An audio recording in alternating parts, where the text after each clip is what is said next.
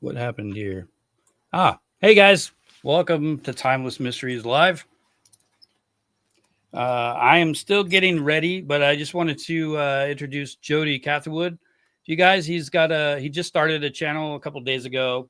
He likes to do true crime also. And I just thought I'll go ahead and let him tell you about him while I finish getting ready. Yeah. I'm a bit blurry. Sorry about that. I'm still in the process of getting equipment. It's pretty low budget right now. I hope that's okay. I started my channel, Canada's Weirdest Crimes. Basically just because I had another channel where I do have another channel where I focused on kind of self-help and spirituality and things like that. And I kind of just decided I wanted to do something that was more interesting. And I thought, what do I like to watch myself the most? And hello. True crime was the go-to. I'm also a survivor of violent crime myself. We can maybe we can get into that later. And yeah, I'm just happy to be here. Yeah, if you don't want to talk about, stuff that you went through, you don't have to. I know it can re-trigger stuff just talking about it. Yeah, no, I wouldn't. It's okay. I wouldn't go into details. Okay, so. But it is something that definitely inspired me. And I figured, if I want to binge something, what do I like watching the most? And as human beings, we all crave satire in a way.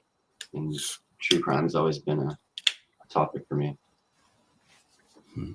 Olga's asking, where's Timeless Mysteries? I'm here. I'm just really late, and I'm still getting dressed. So I'm on Vancouver Island. That's where I am. So where is Vancouver? Is that East Canada or West Canada? West, very west, as far west as you can get. Yeah, Vancouver Island is a island off of British Columbia on the west side. Okay. What's the one on the east side? I know there's an island up there too. Yeah, there's a couple. There's Prince Edward Island, and there's also Newfoundland and Labrador. I actually have family out back east. Oh, I don't like how I'm all blurry. I guess you're gonna have to deal with that.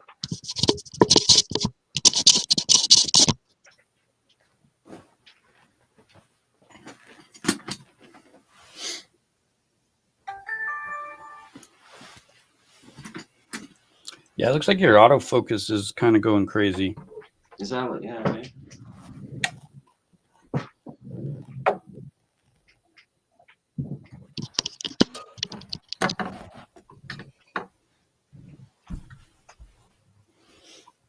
And I got my camera on. I know, that's what I was thinking too. Is it because of my screen? But I don't think it's the screen. Try moving your camera forward or backward and see if it.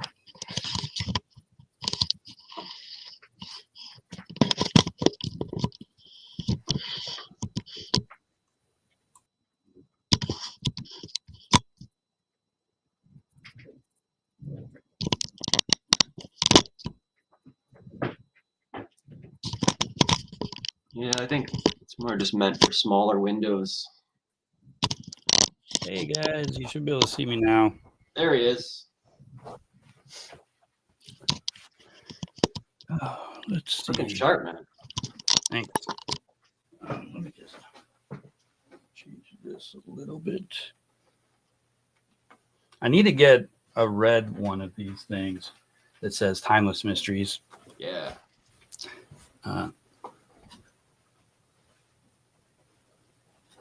But yeah. So how's everybody today?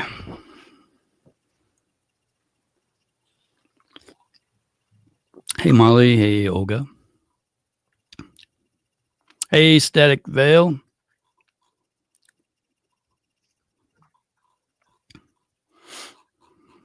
I know, right? Very nice. Mhm. Yeah, I like wearing a suit. I don't always have a reason to wear one, so it's nice. Yeah, I put one on for court sometimes, and I always wear it a little longer than I have to. For court, are you a troublemaker? No, I'm in a custody battle right now. Yeah, I went through a divorce a couple years ago. Those are no fun. Yeah, Especially if you guys are like fighting over like making the kids fight too, you know. yeah, Like man. my I always never wanted it to happen to me, but it happened. Yeah. I think if I could go back in time, I would have like set it up when we liked each other. This is what's going to happen if this ever does happen. Hopefully it doesn't. That's a good point. If you can sign a contract or something, some kind of prenup. Like when you like each other, it's going to be a lot easier if you already have it done. I guess they call them prenups or something here in the U.S. But figure everything out beforehand. it doesn't have to be a prenup. It could be just like hey, if we have kids, let's do this plan. Yeah, so I have a 2-year-old and a 9-year-old, 2 boys. Yeah, I have 2 boys also. My oldest is about to turn 9. It's crazy. I think it's 9. Yeah, 9. Yeah, his brother just turned 7. They're really good kids. Mm. All right, guys. So what do you guys know about Canadian crimes? We got a lot of stuff to kind of cover today. Again, I just want to welcome everyone to Timeless Mysteries Live Edition. I've got 10 cases that I consider to be the most bizarre crimes in Canada. But, my history knowledge of Canada is limited. So we've got somebody with us today who's from Canada, who probably gets to see this stuff, what's really going on in Canada, more than I would. I think we're going to be talking about Robert Pickton. Yeah, we can definitely get into him. The Static Veil, I think he mentioned are you from Canada also? He has also got another budding channel. I'm very partial to small channels because I look like a big channel, but I still feel like a small channel. And I know what it's like, and I always wish that somebody be like, "Hey, your channel is so awesome! Come check out my channel." And oh man, I was elated. Yeah, totally. Yeah, I wish somebody. That's why I'm doing it. I think it's fun. I want professionals and stuff like that to come on, but I think it's also fun just to have another voice in the mix. When it's a little more interesting when there's a conversation to be had rather than just like reciting facts all the time. And the Static Veil is from Canada, so there is someone in the chat who's also from Canada. Nice. Represent.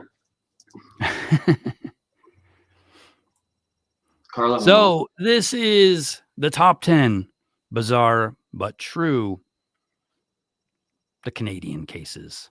I actually did a top 10 list for Alaska, for global cases, and also for missing persons. I think I'm going to stick just to this one for today because, time kind of flies, and talking about 40 cases might not be as fun. Talking about 10 cases, that's a little bit smaller of a bite. Some of these cases I've talked about already on my channel. One that I particularly like, YouTube has decided that I can't share it without having a disclaimer. But I think about Cindy James, right? Indeed. Yes, Yeah. I'm working on a video about Cindy James myself right now, actually. Yeah, let me see if I can share my short video. I'll have to stop it before it gets to the point where the police rule it not a murder, because if you say that other word, it gets flagged. Really? I'm not. Yeah, That's just a good to fair know. warning, because Wow. it is a solved case as far as I can tell. They ruled it not a murder. You're But talking about the H word? the S word. Okay. Here, I'll type it in the chat and see if it'll let me type it.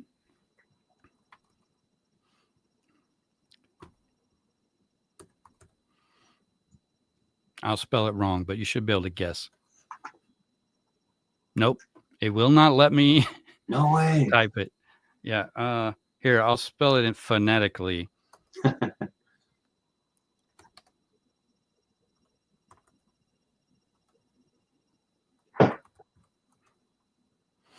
If you mention this word in a video, it will immediately get restricted. At Yeah. all. You're not mentioning it at all, hey? Well, that's good. But I think that case is interesting because even though it has been ruled that it is not necessarily true, because there's a lot of people that think it was a murder. No. You've covered this. You've covered that on your channel. You probably don't need the whole backstory, hey? Well, I'm going to share the video, at least part of it, as soon as I find it. Because yeah, there's many reasons why it may not be ruled one of those, or why it may not be one of those. Well, I'll just do some of it now, and then I'll talk about it a little more later. Just give me a second here to find it, and then I can share it. Yeah, I'm pretty close to where that happened, actually, here in BC. Okay, this is weird. I can't seem to find it. Okay, this is bizarre. I know it was fairly recent, and it's just not there.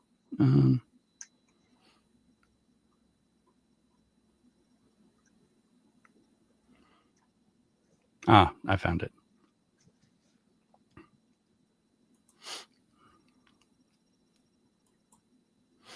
Oops.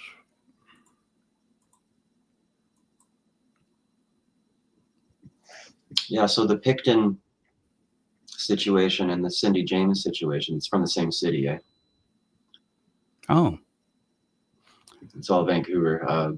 Richmond is a suburb of Vancouver, as well as Port Coquitlam. Port Coquitlam's North Vancouver. And Cindy James is in Richmond, which is closer to the east side of Vancouver. Interesting. So I'm going to go ahead and click this. It's probably going to start immediately. You see that? Where'd it go? Shirley went. I lost Gerald. Oh, In the stillness before dawn on. that's crazy. The scroll button, don't use it. Okay. So see, this is what happens when you mention that word. You see how it says that? Yeah. I am not going to play it that far. I know that it might be officially ruled this, but I don't believe it was. And there's a lot of, professionals who also don't agree with that. So I think that's why it's interesting. I'm going to go ahead and click continue. Richmond.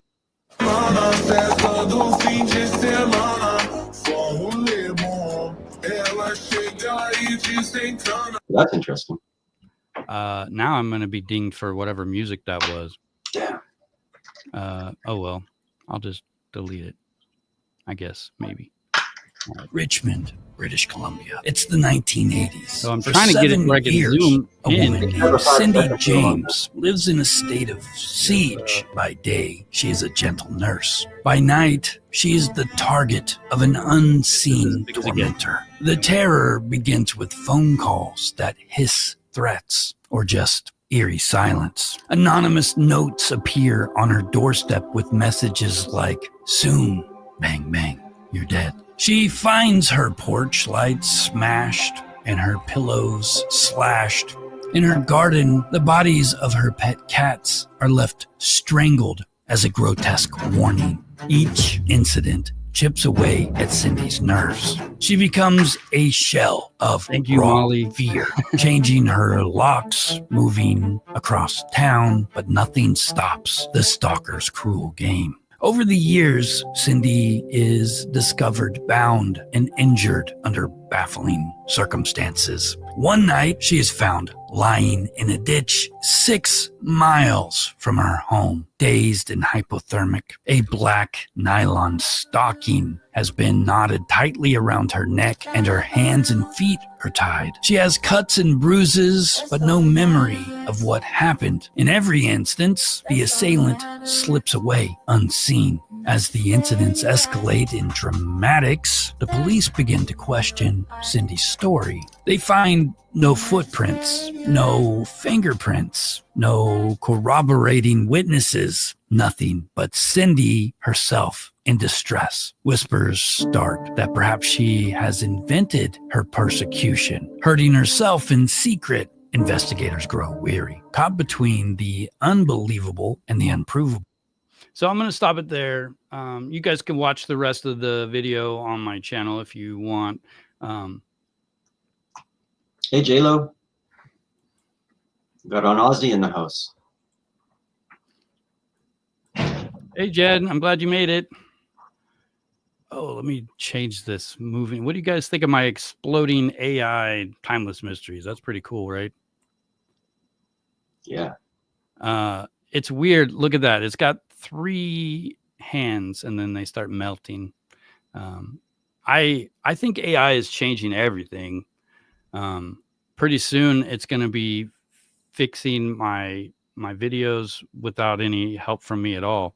Like right now, the roto brush is like my nightmare. I hate doing the roto brush stuff to, remove the background.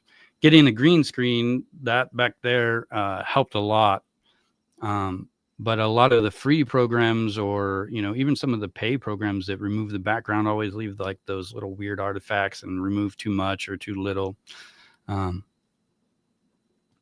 But anyway. Yeah, I know. At what point are we just going to be able to say, hey, do this and edit my video for me? Voila. It's coming. It's coming. Lawyers are already using it to write their motions and stuff like that. There was actually something in the news here about there was AI was somehow putting crimes through prosecution, like in the system here, in the legal system. There was a big thing about it. That's a crime too. Yeah, I've been using AI since, I don't know, 2022 maybe.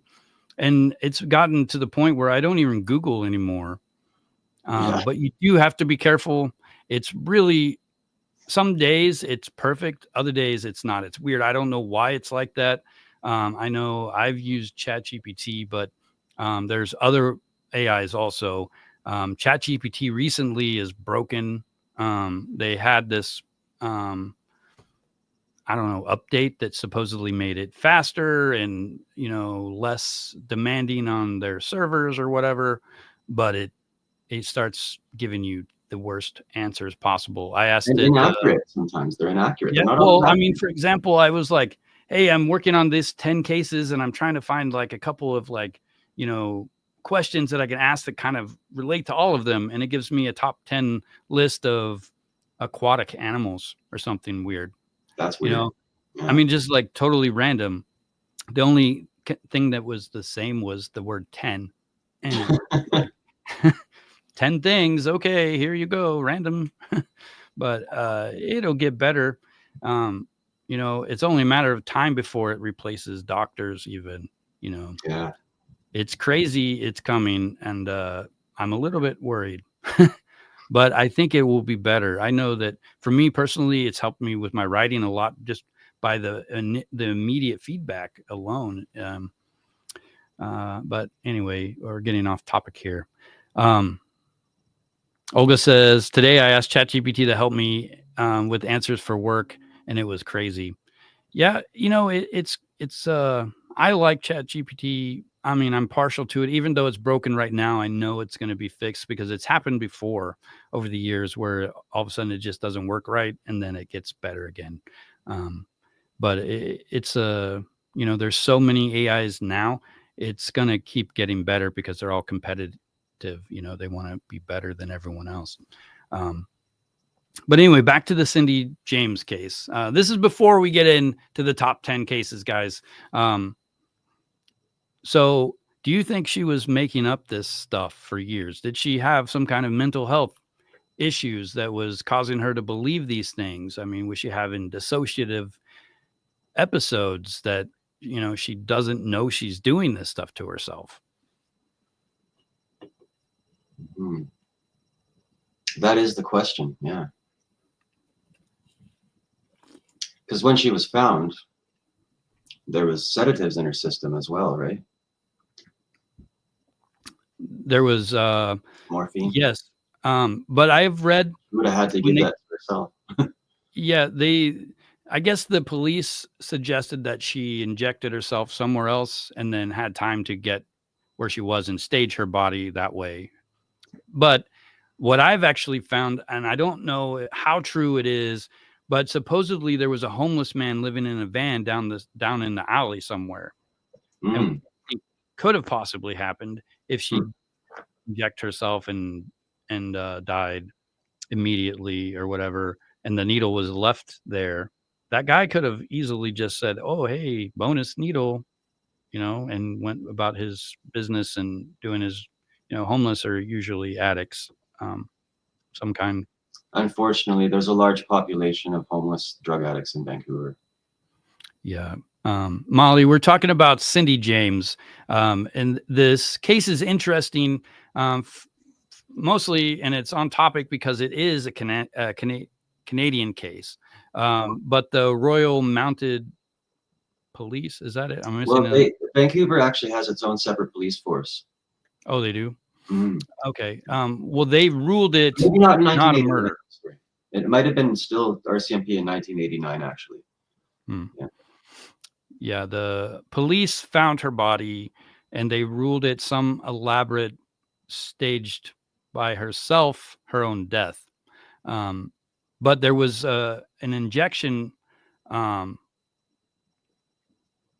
she injected herself if she did. Yeah, they found somebody morphine and other sedatives in her system. And the other sedatives may have been prescription that was prescribed for her mental health conditions, but morphine was the big one that they found in her system. That was like, how did that get there? Because she wasn't a known morphine user.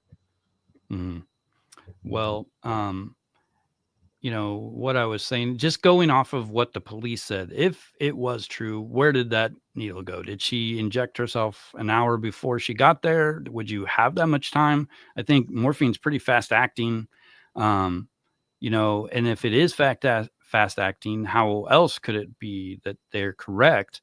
And I think that maybe somebody would have taken the needle because they were a junkie of some kind. But I don't know. I want to believe that this is a murder and somebody really was torturing her. They were, you know, very smart about their crimes, and they made it all look like maybe she was doing it herself the entire time. And there are crazy killers out there that are like that.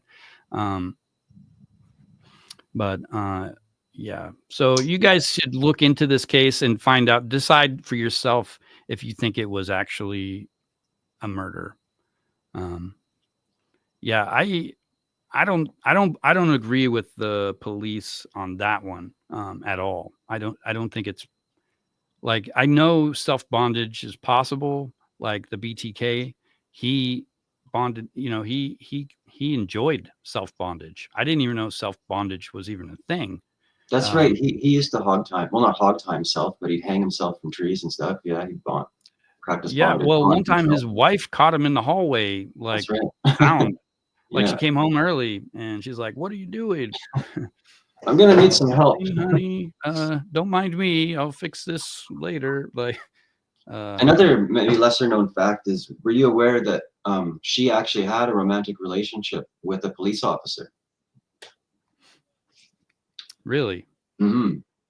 So Sorry, I just got a message from my roommate. There's bears in the area. Don't go outside. I live in Anchorage. I haven't seen bears in Anchorage, but I've seen a lot of moose. But yes, you haven't seen a grizzly bear. not in Anchorage. I lived in Oh. Dillingham, which is a village about 300 miles by plane from here. You can't drive there. There's been bears like walking around my house. It's much more scary to go outside there. We don't have every grizzlies, year we got somebody black gets mauled. Yeah. Black bears are a lot more timid. That's what we have here. Yeah, they're all grizzlies, and they're bigger than you think. Like even the small ones are huge. Yeah.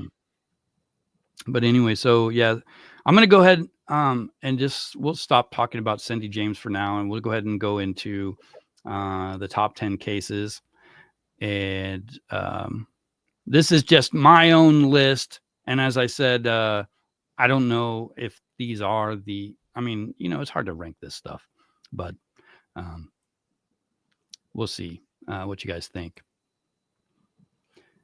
Toronto's Mystery Tunnel in 2015. Workers outside of a major, sorry, I got to adjust this so I can see a little better. This was outside of Toronto. There was a hand-dug tunnel. It had timber supports, generators, food wrappers. There was even a rosary tacked to the wall. There were no charges. The facts are kind of harmless, but it's still weird, right? Like, who digs underground and lives there? What do you know about this? You know what? This is the first time I'm hearing about this. That's interesting. But I know I thought it was weird because I've been doing bank heist stuff, and they do this. They dig underground and they do all of these things.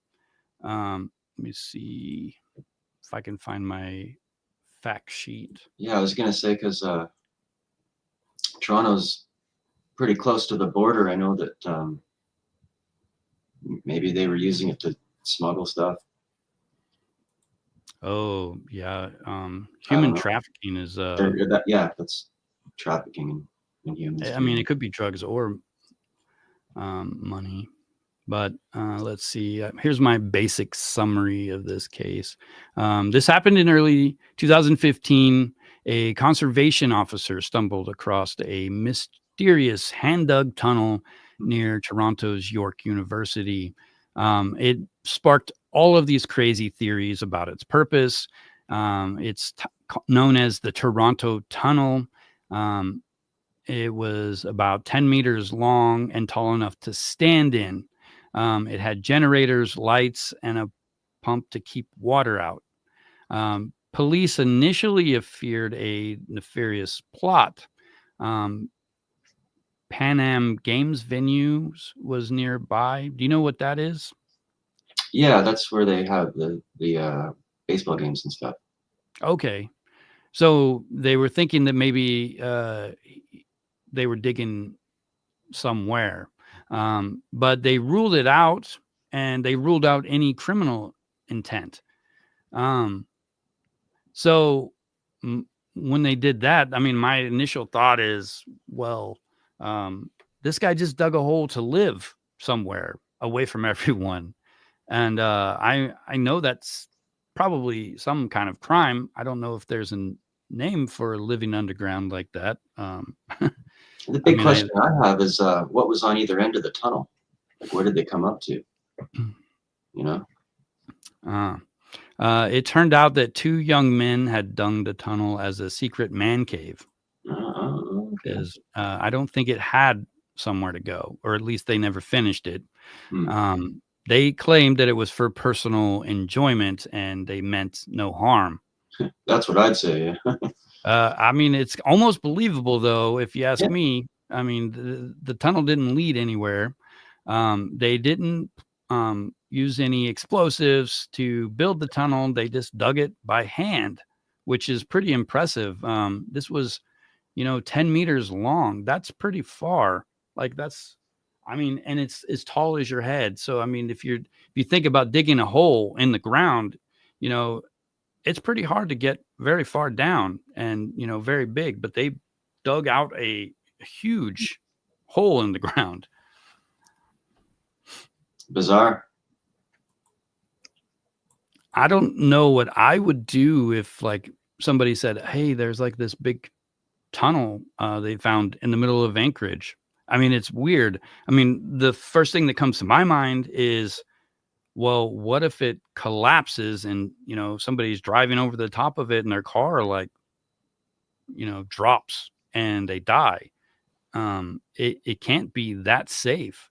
That happens too, Yeah, like a sinkhole we've heard of. Yeah. This would be a little bit different because it was a man-made tunnel. Yeah. But the real question is, did they lie to the police when they got caught? Because I mean, it's a good lie. And this tunnel was only found by accident. Yeah, they could have caught them at the beginning of something. Yeah. Olga asks, where does the tunnel go? It didn't really go anywhere. It was really close to the Pan Am gaming facility, which I guess is a baseball, professional baseball, or I think so. Yeah, I think it's they have the major leagues there. I wonder if there was any banks nearby. Yeah, I was talking to Jody about the missing person cases, and I did come up with a top 10 list of unexplainable missing person cases that I'll probably talk about at another time. But there's a lot of missing people in Canada. And there's Alaska, also a lot. Also Alaska has a lot of bizarre, weird, especially the German. You heard of the with the German last name? Lots of missing people, especially with the German ancestry. I was looking into that. I think it's because of the vast, I mean, it's just so huge here. People can like literally fly you to some unknown place and nobody's ever going to fly there ever. Alaska doesn't even have a connected road system. I mean, we've got like from Anchorage, like it goes from Anchorage, it branches out pretty far now, but there are lots of villages, with 2,000 or 3,000 people in them that have to fly in and out to get anywhere. And in the wintertime, they ride snow machines to go to other villages, because everything's frozen. They can just drive right over the water. Or in the summer, they can boat. There's like thousands of lakes in this state. The Static Veil says that the homeless do this. They dig to keep cool in the summer. It's actually pretty smart too. I don't know. I mean, I guess I would, if I was homeless, I mean, where would I want to be? I would want to be away from all the other homeless people because you can't, go to sleep without somebody trying to steal whatever minimal things you have, or attack you or rape you or who knows what. It can't be a good lifestyle. It's not a safe lifestyle for sure. And homeless people do end up missing a lot. Yeah, with the rising housing prices, you're going to see some weird stuff happening. People want to be safe.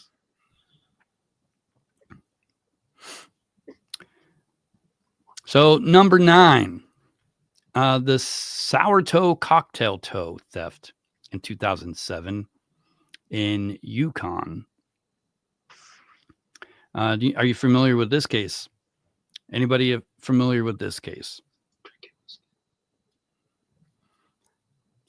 No. And I'm trying to visualize, where is the Yukon on the map? Yukon is west side of Canada, just above British Columbia. So Okay. Yukon is between where I am and Alaska, actually. Okay. Yeah. Dawson City, I believe, is their capital. I'm not sure exactly, actually. Let's see. The Sourtoe Cocktail toe. For over 40 years, the downtown hotel in Dawson City, Yukon, has served the infamous Sourtoe Cocktail. It's a shot of whiskey garnished with a real mummified toe. And that is very bizarre. I don't know why they would do this. The one rule is your lips must touch the toe to join the Sourtoe Cocktail Club. Have you ever heard of this? Never heard of it, man. This sounds like something tourists would like, oh, this is going to be on my bucket list. I'm going to go, put my lips on a dead guy's toe for fun. Yeah, no, man. I mean, I've heard like in Newfoundland, they have some weird traditions here, especially up north around Newfoundland. They got the kiss the cod tradition. So if you go to Newfoundland, they've got a special shot you take where you take a shot and you kiss a fish and this weird stuff like that. But I've never heard of this. In June 2017, this cringeworthy tradition was upheld when a customer actually stole the preserved toe after his drink. So I wonder how many thousands of people actually kissed this thing. The patron was a Quebecer with a French accent. He bragged about possibly taking the toe, then convinced staff to let him have the cocktail after the usual hours. So I think it must have been after hours. And then he promptly ran off with it. The hotel was furious. Those toes are very hard to come by, apparently. I would think, yeah. And I guess you can still get them. I'm trying to find the price. I think there was a fine of $2,500. The toe captain, I guess that's what they call him, was the one that noted that it had a newly donated toe had been cured in salt for 6 months. So I guess they've had multiple toes over the years. And I don't know how you go about donating a toe for this, but it's kind of crazy. That's bizarre. Pretty bizarre. The thief apparently left behind his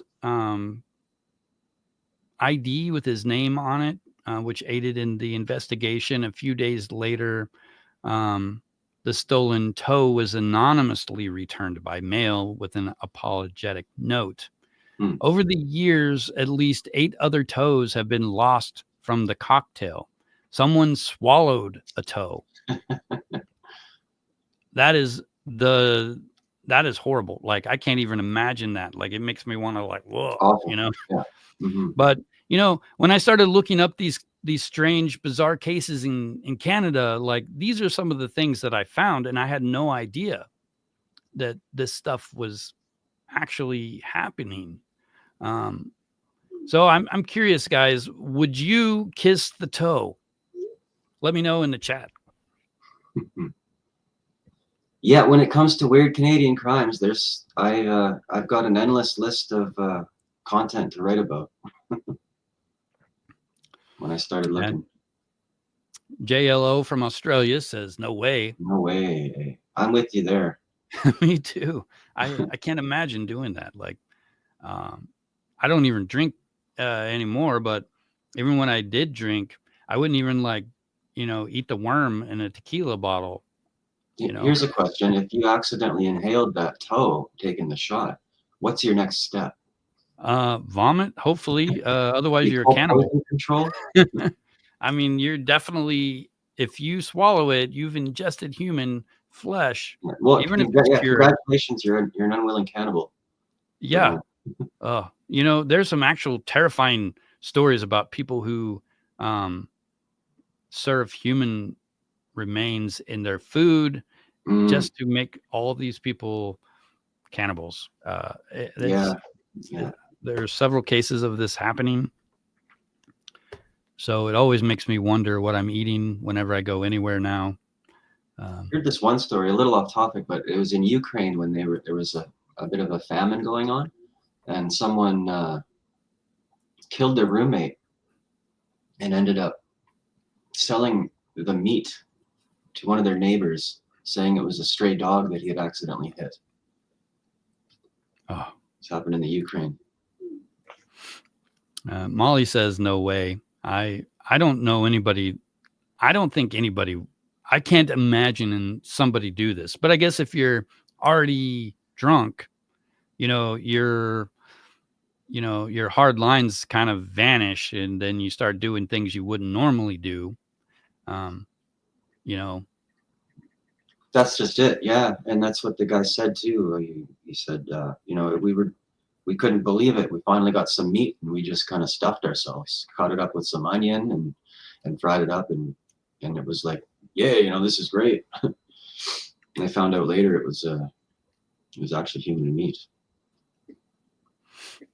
So JLO from Australia prefers to be called Jen. Oh, I'm sorry, everyone Jen. Knows.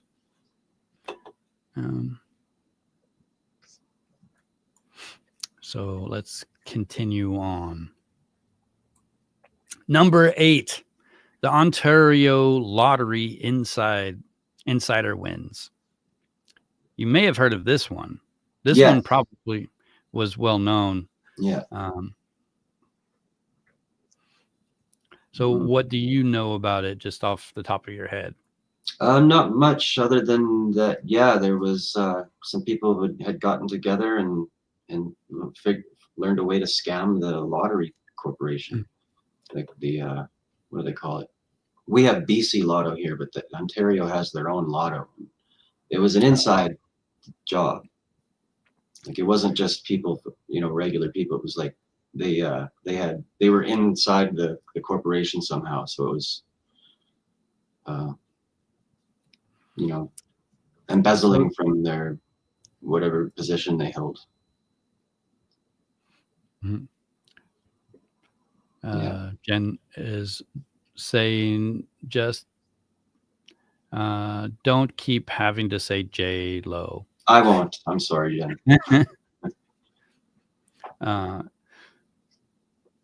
Where was I? Oh yeah. So in 2006, there was a TV expose that blew the lid off of a lottery scandal in Ontario.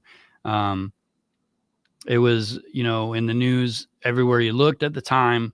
The investigation found that lottery retailers and other insiders had been claiming winning tickets that weren't theirs, essentially defrauding people, their customers.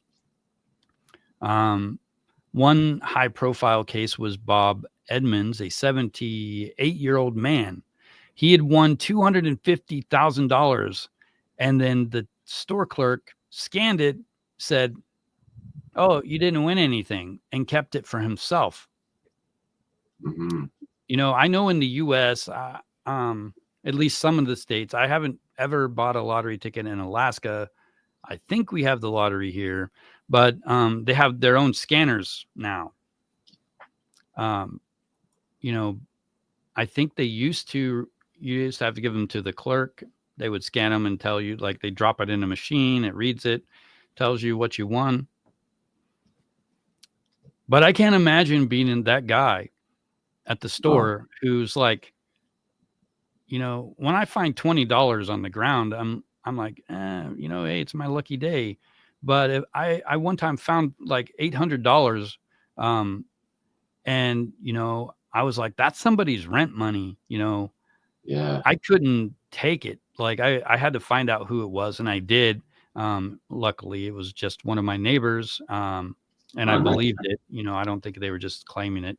But I mean, somebody is okay with stealing from somebody else. $250,000.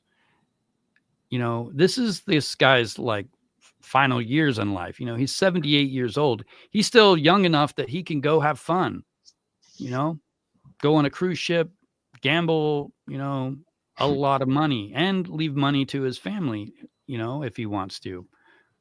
And this guy stole that joy from him of winning something like that. I mean, it's crazy. The Ontario Lottery and the Gaming Corp, I guess the abbreviation is OLG, initially fought him in court for years, finally forcing him to pay up. But you know, with those kind of like lawsuits, when they're forced to pay up, if they don't have the money, I don't know what it happens in Canada, but here in the US, it goes to collections. And then, you know, the victim may never get that actual money, even if the court orders it. In Alaska, we have the PFD fund, which they can take your PFD for however many years it takes to pay off some of this stuff. But, you know, that's the permanent fund dividend that if you're an Alaska resident, you get, every citizen of Alaska gets like, you know, a little piece of money. I think last year it was $1,200. Sometimes it's like $600, but it's for everyone. So if you had 10 kids, all your kids would get it too. So, I mean, it's a pretty nice little chunk of money. But let's see, there was at least 247 retailers and employees who won major prizes. Some were legitimately won, but most of them were, they received the money under suspicious circumstances. Yeah, well, they have a rule now. If you serve lottery in any capacity, you're actually not allowed to play. If even if you work at a gas station and you go to another gas station and buy a lottery ticket and win, they will look into who you are. And if they find out that you serve lottery, they won't. You cannot collect the prize. It's a new rule they have, and I think it's based. It comes from this actually. Why they have that. That's crazy. You know, I know like a lot of, you know, things that have prizes. It says in the fine print, do you work for this company or does anyone you know work for this company? And if you do, you're not allowed to play. You know, it makes sense. There are a lot of crimes like this that happen. And in my global top 10, one of the cases is the McDonald fraud thing. That still blows my mind. I only recently found out about this.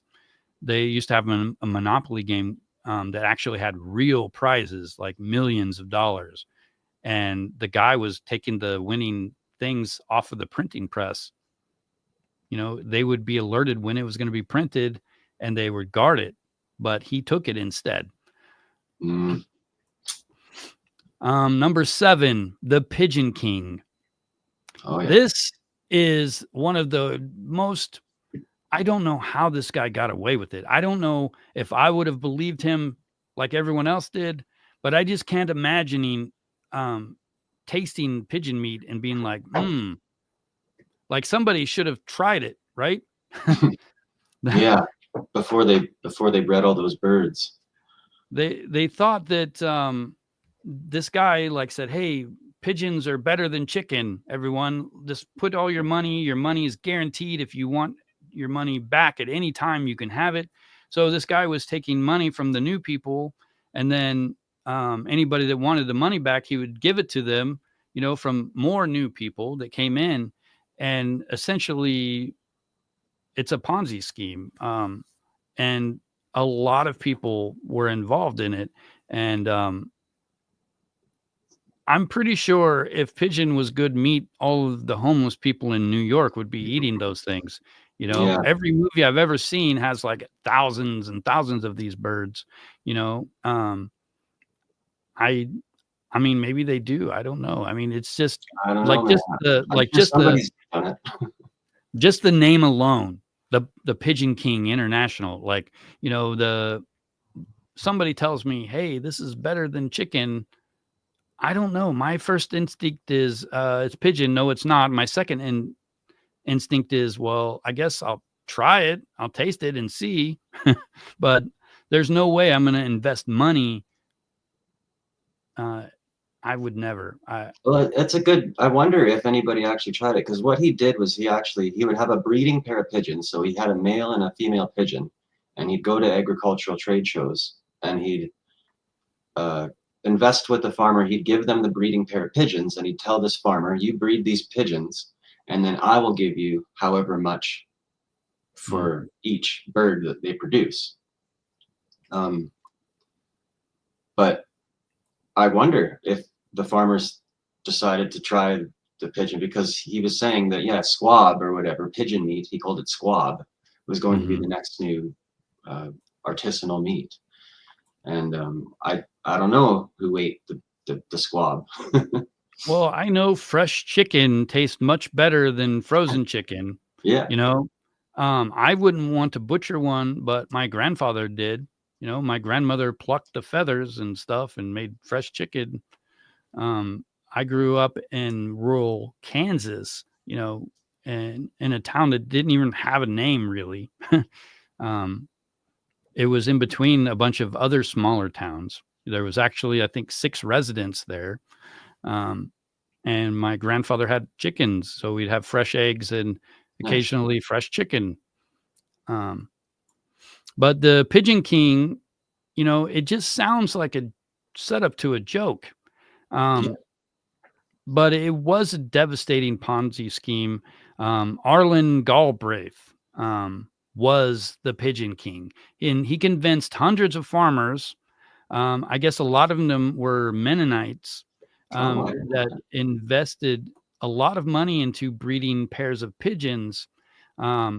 Investors were paid thousands of dollars per pair, with a contract that would allow a buyback of all of the offspring at fixed prices for the next 10 years. So on paper, it sounds incredibly good. The math was just, I mean, it just was hard to not want to invest in this. Pigeons breed fast. So it seemed like they were going to get rich. In reality, Galbraith had no end buyers. He was using new investors' money to buy birds from earlier investors. That's the classic definition of a Ponzi scheme.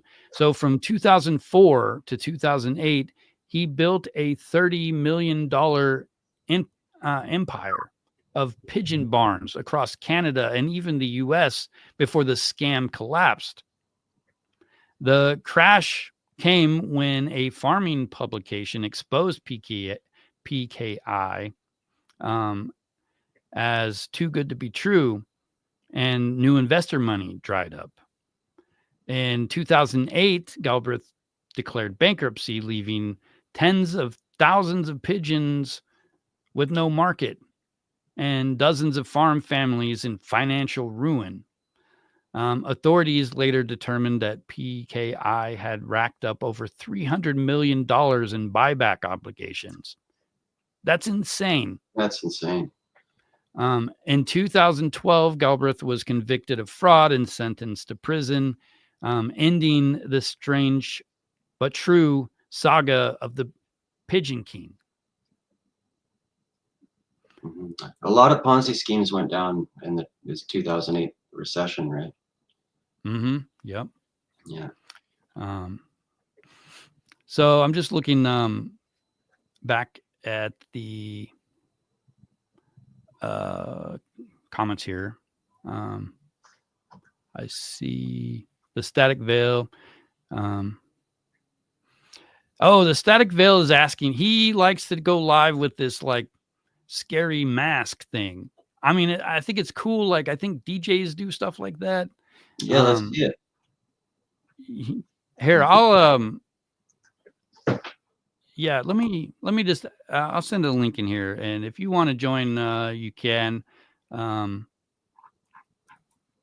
was going to invite everyone that's here, if they want to like hop on and say something, they could at the end, but I kind of want to see what you guys think of this guy's mask, because I'm kind of like I mean, I think it's a good idea. It's not something I would want to do, but I think it's kind of cool. And it also adds that level of horror, I think, to true crime also in the storytelling alone. But the Static Veil, if you want to hop on, you're more than welcome. I'm going to kind of continue through my list here.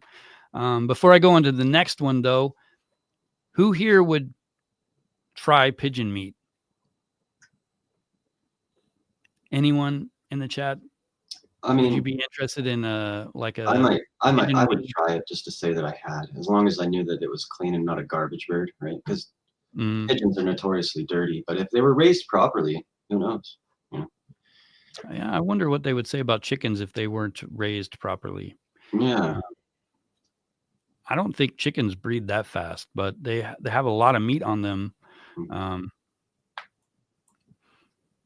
But oh, did I post a link? Here's the link. If I didn't post it already, if you guys want to hop on, you can. So number 6, Barry and Honey Sherman. This was a very rich power couple from Toronto that died under mysterious circumstances. Looks like the Static Veil can't hop on yet. We might still be on in about an hour, but most likely not. But I've invited you to come on before for I'm trying to get a couple of lives in a week now, but I haven't been able to. I'm still trying. I think once I get a routine, I can do more lives. But right now I'm spending a lot of time just writing and stuff, and editing and, mostly research actually. But anyway, Jody, what do you know about this case? Just that they were pharmaceutical entrepreneurs, I believe. And yeah, they were found strangled. I think they had the chairs, if I was like this and his wife was in a chair behind him and they were tied up, and that's how they were found. And I always speculated that it was maybe extortion or something, because yeah, they were wealthy and they were found murdered in their mansion.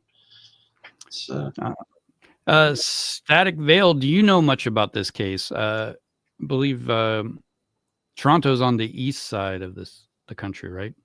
Yeah, or the central east, or that's right. Yeah, not that on the eastern side. Yeah. Okay, yeah.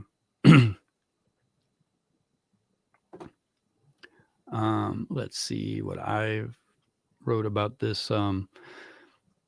So I actually wrote a kind of extensive story on this one. I'm going to make it into a short, not a short, but an actual 10 to 15 minute video, I think. But I've got a little piece here that I'll just like a summary, kind of like I've been doing. But in 2017, one of Canada's wealthiest couples, they were a billionaire pharmaceutical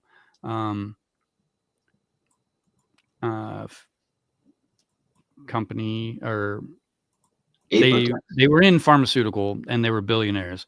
Barry Sherman and his wife Honey Sherman were found dead in the indoor pool area of their Toronto mansion.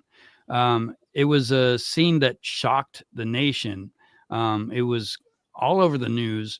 A realtor was bringing in clients to show the house. I guess it was up for sale. And the house tour was who found the bodies. They were seated, as Jody suggested, they were side by side. They had a belt loop around their necks, and they were tied to railing of some kind. It was an almost staged look. Police were initially baffled.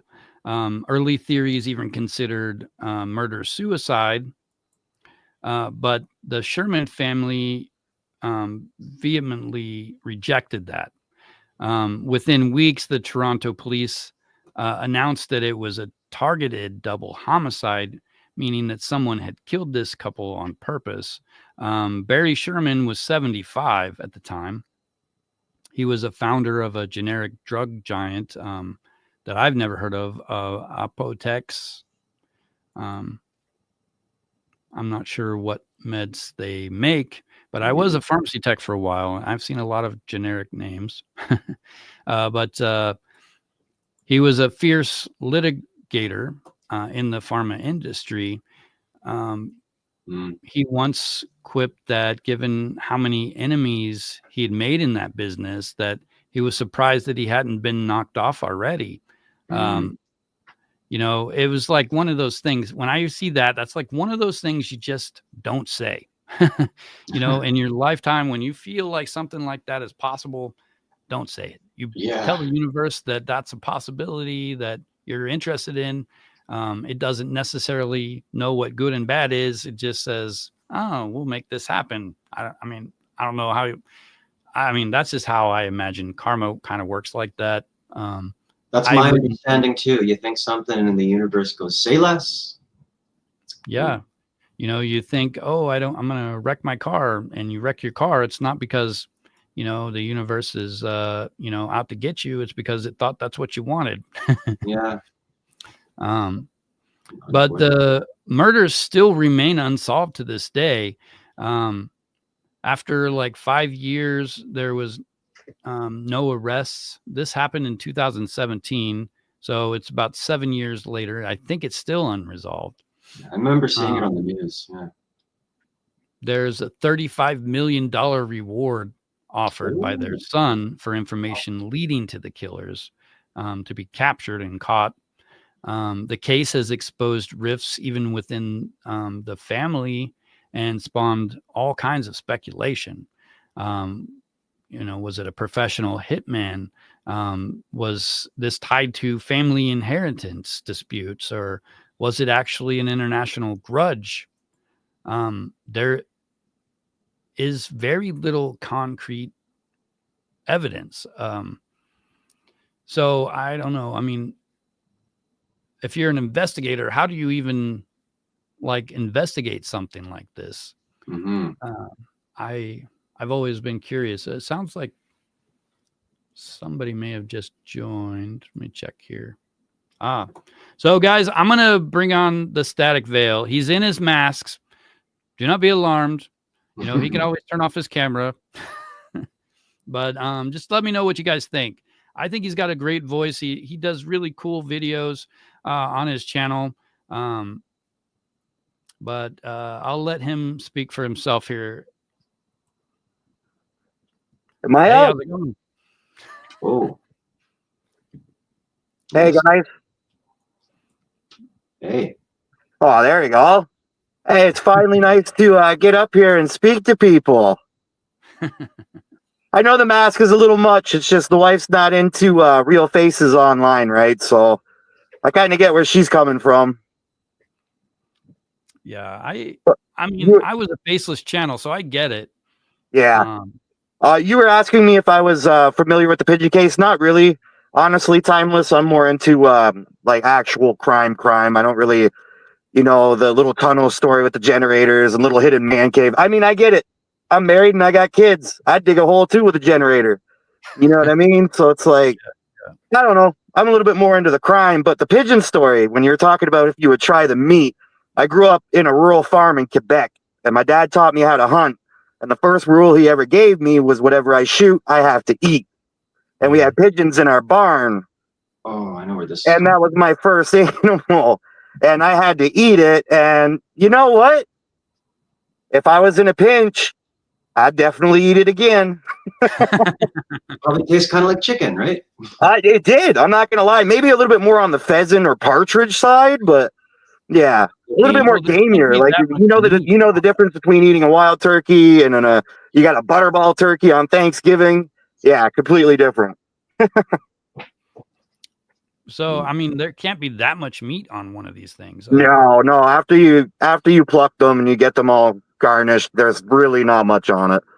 You know, It's probably about the size of a partridge or a pheasant in local grocery stores and stuff like that. So Pheasant is really good, and the hard thing about eating that is I think you get buckshot in the meat, that you don't find until you bite into it. I don't like eating stuff like that.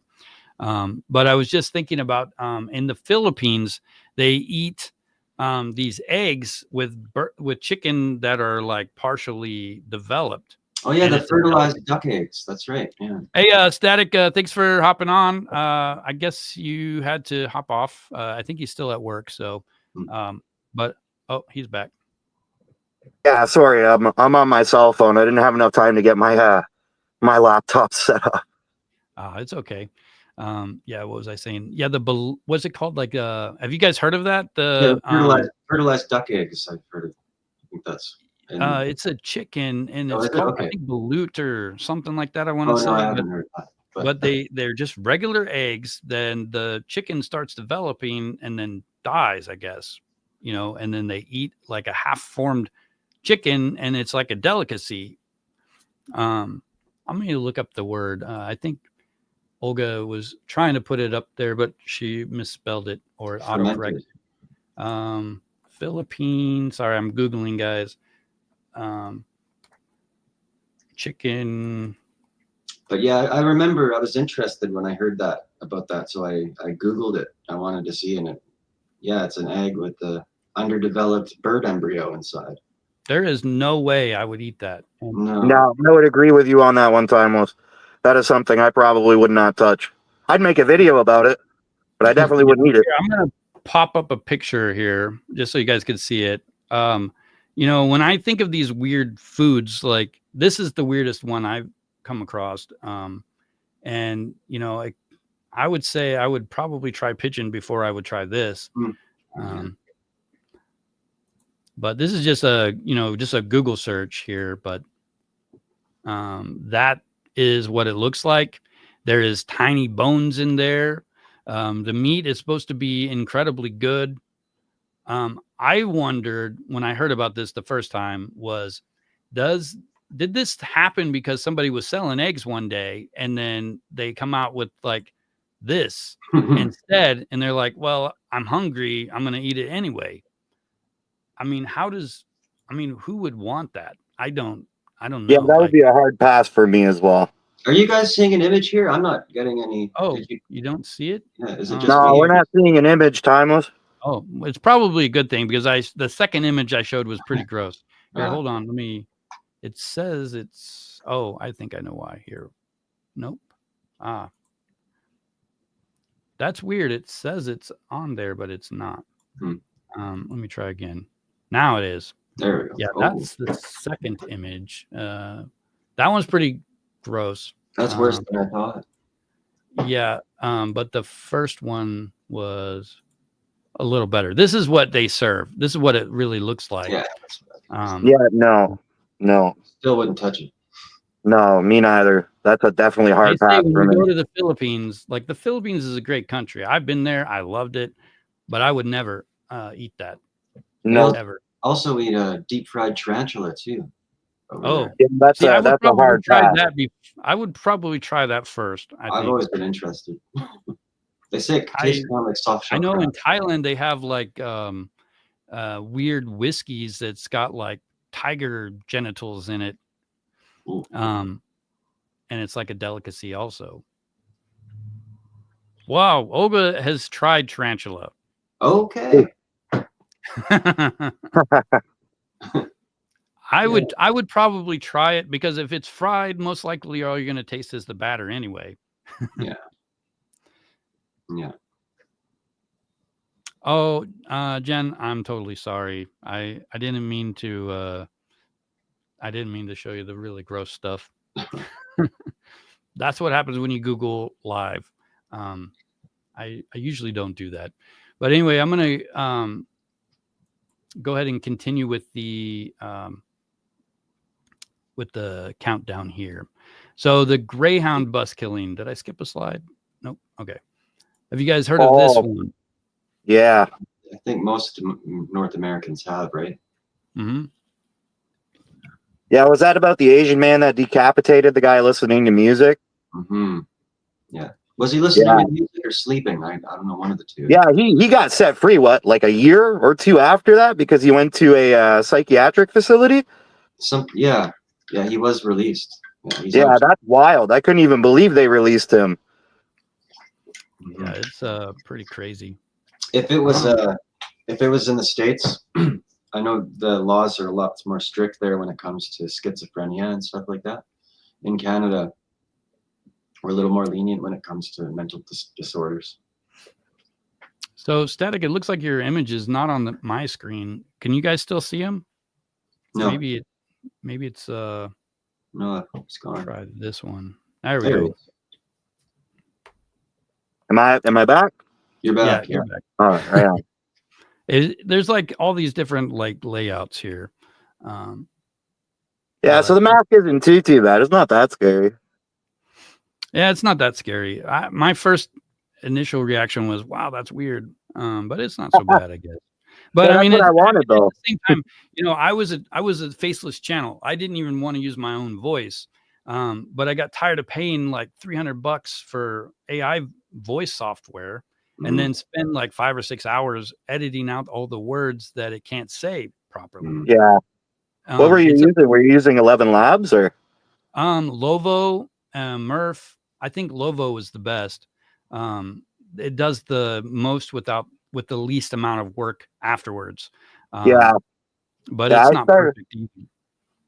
I started out with the AI voice too, but I switched over to mine because it's just I was exactly like you. I was just getting impartial to having to because the one I was using worked on credits, and I'd have to just keep regenerating because it wasn't sounding correct. And no, it's just I hate that too. Yeah, it could be a headache. Lovo, I think, like a face too, right? Yeah, they do. I think as soon as I started doing lives and using my face, I think the first time I used my face was in my channel trailer, my first channel trailer that I still haven't updated since I stopped doing conspiracy theories and mysterious things like the Bermuda Triangle. I still need to update that, but I just gradually got into it. Like the thing I like about using my own voice is that I can actually say things the way I want to, Yeah. I say whenever you use like AI, you do have a face. It's not a human face, but it is a face. Yeah, it's better than an AI faceless channel. I think it shows that you're a person. Oh, it's got like 80 different faces on this thing. Well, I mean, you could use a voice generator and nobody would know if you're male or female if you wanted. Nah, I don't know what it is. I prefer to use my own voice when I'm making the comic book shorts. Mm-hmm. Where was I? Oh yeah, we're talking about the Greyhound. Yeah, let's see. But Timeless, I do have to get back to work. I just wanted to pop on quick and say hi to everybody finally. And you guys are still around at the end, and maybe I'll pop back on if you're still there, and then we'll talk a little bit further, Timeless. All right, sounds good. All right, take care, guys.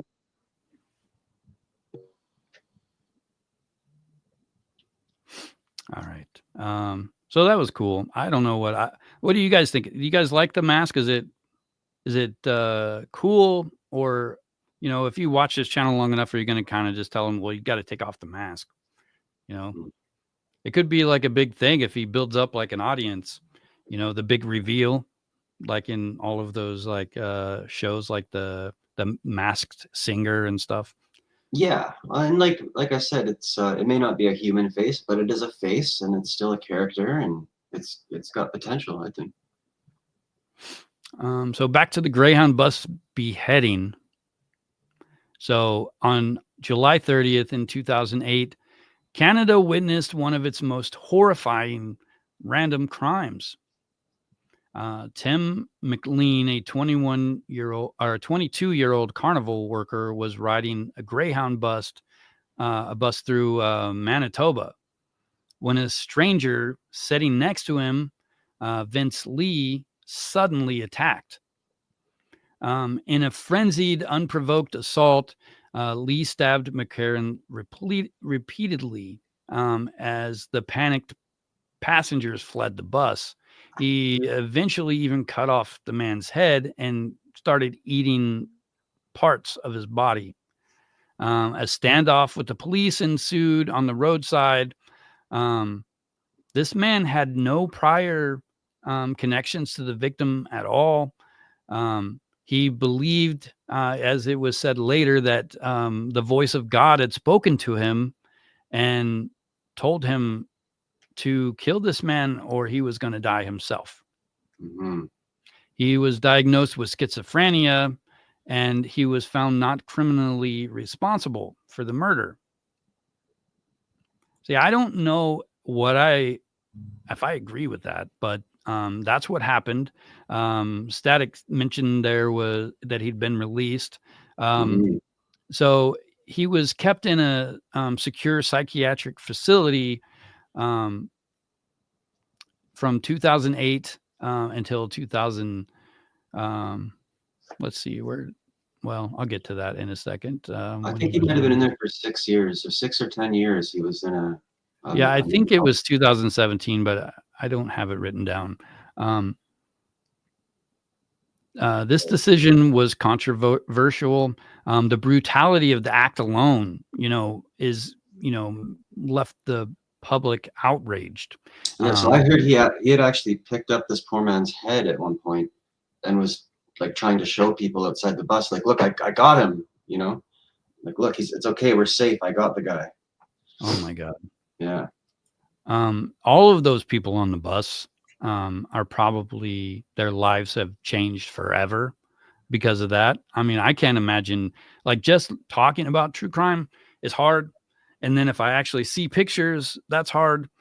I can't even imagine what it would be like to see it firsthand. Just an image can sometimes like stay with you forever. And that's why I typically don't include a lot of the gory stuff. Oh man. So yeah, it was 2017 that Vince Lee was granted an absolute discharge, meaning he was free with no legal supervision at all. He was deemed that there was no public safety risk, which also sparked public outcry. If this man is on medication, all that needs to happen is he doesn't take his meds as prescribed, and he gets right back to this. Schizophrenia is not something that can be cured. It can be managed with a lot of medication, and not even that is always accurate. And if you're on those kinds of meds, it's got to be awful. You feel better when you stop taking it sometimes. I assume that's how these people. Yeah, my little brother was schizophrenic, actually. And he would go on highs and lows. Yeah, I don't like to take meds. I've taken meds over the years, like things for pain, anxiety meds and things like that. And I just don't like the up and down from coming on and off of this stuff. So I try to do as little as possible with meds. That way, I don't know. I don't really take anything right now besides Benadryl and ibuprofen, but, so yeah, this is a horrible, horrible crime. And this easily could be like the number one weirdest crime. You guys will just have to see what the number one weirdest crime is here in a little bit. I'm just trying to read through some notes here that I have. I thought I had something interesting. Yeah, what do you guys think? Should he have been released? And I mean, should he be like monitored? Should he be on some kind of like have a third party custodian of some sort?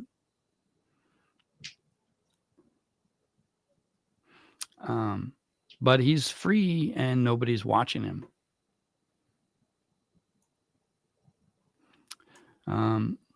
Number 4, Luka Magnotta.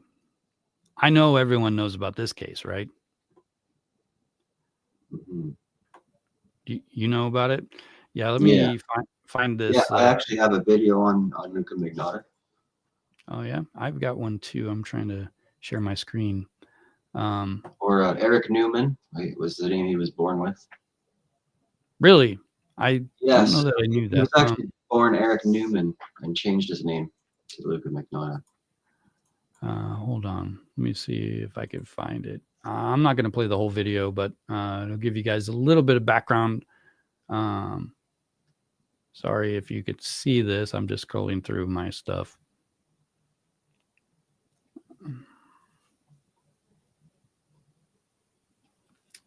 I know I've got one here somewhere. Here it is.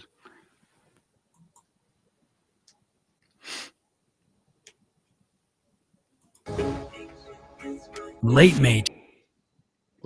What just happened? Late May 2012, an 11-minute video appeared on a shock website titled One Lunatic, One Ice Pick. What viewers saw was so disturbing many believed it was fake, until body parts started turning up in the mail. In the grainy video, a naked man's corpse lies on a bed. A hooded figure uses a small knife and fork to dismember the body with a methodical calm, even appearing to commit acts of cannibalism and necrophilia on the remains. This was the murder of 33-year-old June Lin, a Chinese student, at the hands of Luka Magnotta, an attention-hungry Canadian killer. Magnotta had lured June Lin via a dating app to his apartment in Montreal. There, he filmed himself stabbing Lin to death with an ice pick, dismembering him, and performing unspeakable defilements, including sexual abuse to a corpse, all while a pretty pop song played in the background. Shortly after, Magnotta mailed June's severed hands and feet to various institutions across Canada. A package containing a left foot arrived at Canada's ruling Conservative Party headquarters. A left hand was intercepted en route to the Liberal Party. Then, days later, 2 schools in Vancouver received a right foot and a right hand, neatly wrapped. Yeah, I've got some footage of him applying for a plastic surgery reality show or something. That's right. Yeah. But Static says there's a good video called "Don't F with Cats." You know, I've heard of that. I've never watched it, but I'm like, I don't want to see animal cruelty. You know, I don't think I could watch it. And it sounds like he mentioned a couple of things that this guy was doing this with animal fat first.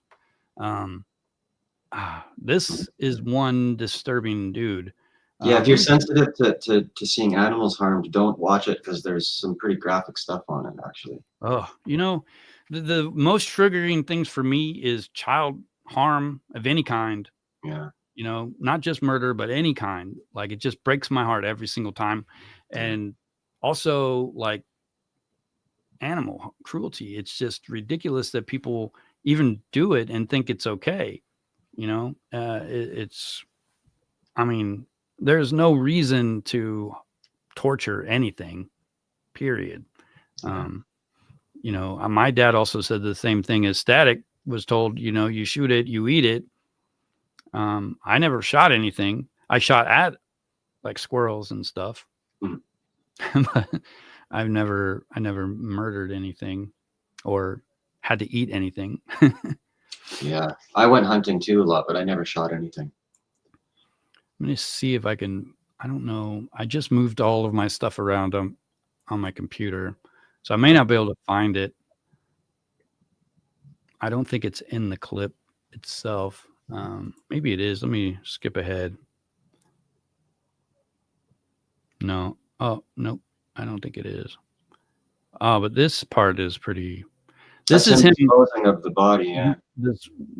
Yeah, he's just like nonchalantly jumping out the trash, but there's body parts in there. You know, there's other footage of this guy, like right after the crime. Even he's just like staring at himself in the mirror. It's really disturbing, but I can't find it. But you guys can Google this guy and look him up. it's just really disturbing. And oh man, when I found out about this, I'm like, really, this happened in Canada? You know? Yeah, contrary to popular belief, we're not all nice. Some of us are evil. So number 3, the Robert Pickton and the Inquiry. And I think Static mentioned this guy earlier whenever I asked, hey, what is the most disturbing crimes, the weirdest Canada crimes you can think of? He mentioned this one. There was years of missing women. What do you know about this one, Jody? Oh yeah, so he was only convicted of murdering 6 women, but he had confessed to a jailhouse informant that he believes the number is closer to 50.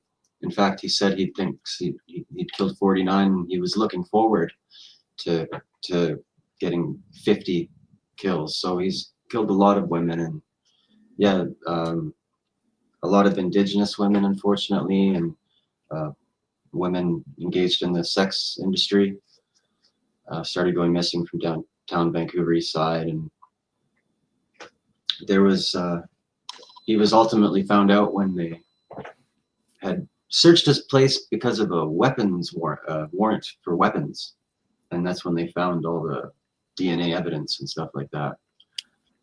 And I knew a fella who was the daughter of one of the women that were murdered. So, oh wow, yeah, yeah, awful. So Robert Willie Pickton was a former pig farmer from, I'm not going to say this name right, Port Coquitlam. Oh, you did. Oh, I did. Yeah. Port Coquitlam. Yeah. Coquitlam. They say Poco for short. Poco. Poco? Poco for short. Yeah. So this is in British Columbia. It's one of he is one of Canada's deadliest serial killers. For dozens of years, dozens of women, mostly Indigenous sex workers from Vancouver, at the downtown East Side, had been vanishing. And, this started in the 90s, I believe. It wasn't until 2002 when police executed a search warrant on Pickton's farm for illegal firearms, just as Jody said. That's when the gruesome truth came out. He was charged with 27 counts of murder. One of those charges was later dropped. He went to trial in 2007. He was only convicted on 6 counts instead of second-degree murder, and the remaining 20 counts were stayed. Effectively, he's serving life and won't ever be released. But he didn't get charged with all of the crimes that he committed. And chillingly, he bragged about killing 49 women and how he wished he could have made it to 50, also, as Jody just mentioned. One thing comes to mind when I hear about this is that a lot of people who are in prison, they like the notoriety of, the true crime kind of fame that they get. And they brag about things that aren't necessarily true just so they can start getting fan mail. The case exposed how long a killer can operate without being caught. Police had made several missteps. For instance, an attempted murder charge in 1997 after a woman survived a stabbing on his farm was stayed by prosecutors, and there was, basically he got away with it for some. I don't have this. I write down the facts. I thought I had them. I got a bunch of misspelled words. But British Columbia launched the Missing Women Commission inquiry. Have you heard of that? Yeah, it was a task force that they put together just to look into the missing women. This was led by Commissioner Wally Opal. The inquiry's report is titled Forsaken, and it concluded that blatant failures and systematic bias by police allowed Pickton to continue killing for years. It made 63 recommendations, and it's 2 years that it was that this inquiry went on. The Royal Canadian Mounted Police and the Vancouver Police, and also regional police task forces improved their support for these marginalized people. So, I mean, it did trigger something good to come from this, because, even, these homeless people, these sex worker people, sometimes there's outside events in their lives that kind of trigger this, like spiraling into this world. They don't always necessarily think, hey, I'm going to start doing this ahead of time. It's not, it's not good. And a couple weeks ago, I had a person on my channel. Her name was April. She was, drugged and forced to do things like this. She was human trafficked. And I mean, this happens, especially with drug users. They can get forced into this without, knowing it's coming. And when you're drugged, it kind of changes everything. But let's see. So that was number 3. So we're getting down to the last couple here. I know you guys have heard of this one. I cannot pronounce this really, but it was in the news because of the, this was back when crypto was finally becoming like public and stuff. And more and more people were starting to buy it. This was QuadrigaCX, and it made a lot of people a lot of money at first, and then a lot of people lost millions of dollars. Do you know much about this one? Not a lot, no. I just remember seeing the name somewhere. So in the world of cryptocurrency, the truth can be stranger than fictions, and this crypto itself proved that. It was once Canada's largest crypto exchange. It imploded in 2019 after the shocking announcement that its CEO had suddenly died in India at age 30. Oh, I had heard this, actually. Yeah. And that supposedly he alone had the password to, $90 million worth of this crypto. Yeah. And about 76,000 people were locked out of their accounts. The story had twists worthy of a movie. In December of 2018, a few weeks after he wrote a will fueling conspiracy theories that he might have faked his own death and pulled off an exit scam. This was another Ponzi scheme, but it was on a much larger scale.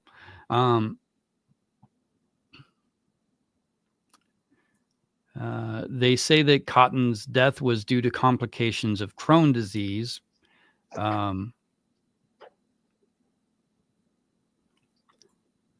He had been trading with user funds himself, which is a big, like, I don't think you're supposed to do that. He siphoned out about $24 million for personal use out of that money. And he owed approximately $250 million to its customers. And he didn't have those assets. In the end, roughly $46 million was recovered through investigations and asset recovery. But a lot of people lost their life savings in this. And this could happen, we don't know, I don't know if you guys have any crypto, but I've got a little tiny bit of money in Bitcoin and stuff. I mean, those things could disappear too. And luckily for me, it's not millions, it's not even thousands, but still, I'm still hoping for another big like explosion of crypto like it did a few years ago, whenever a lot of my friends became rich when they had like hundreds of dollars in crypto, and now it's worth, hundreds of thousands of dollars. I don't see that necessarily happening again, but if it does, I've got a few $100. So what do you guys think the biggest, the weirdest, the most bizarre true crime case in Canada is? What do you think, Jody? What do you think my next one's going to be? Oh, we've covered a lot of cases here. I think I know. I don't want to ruin it. All right, you guys aren't going to believe this one. A little bit of this one, like sticky. When I read about it, I was like, "Is this a joke?" Sounds a little sticky. Exactly.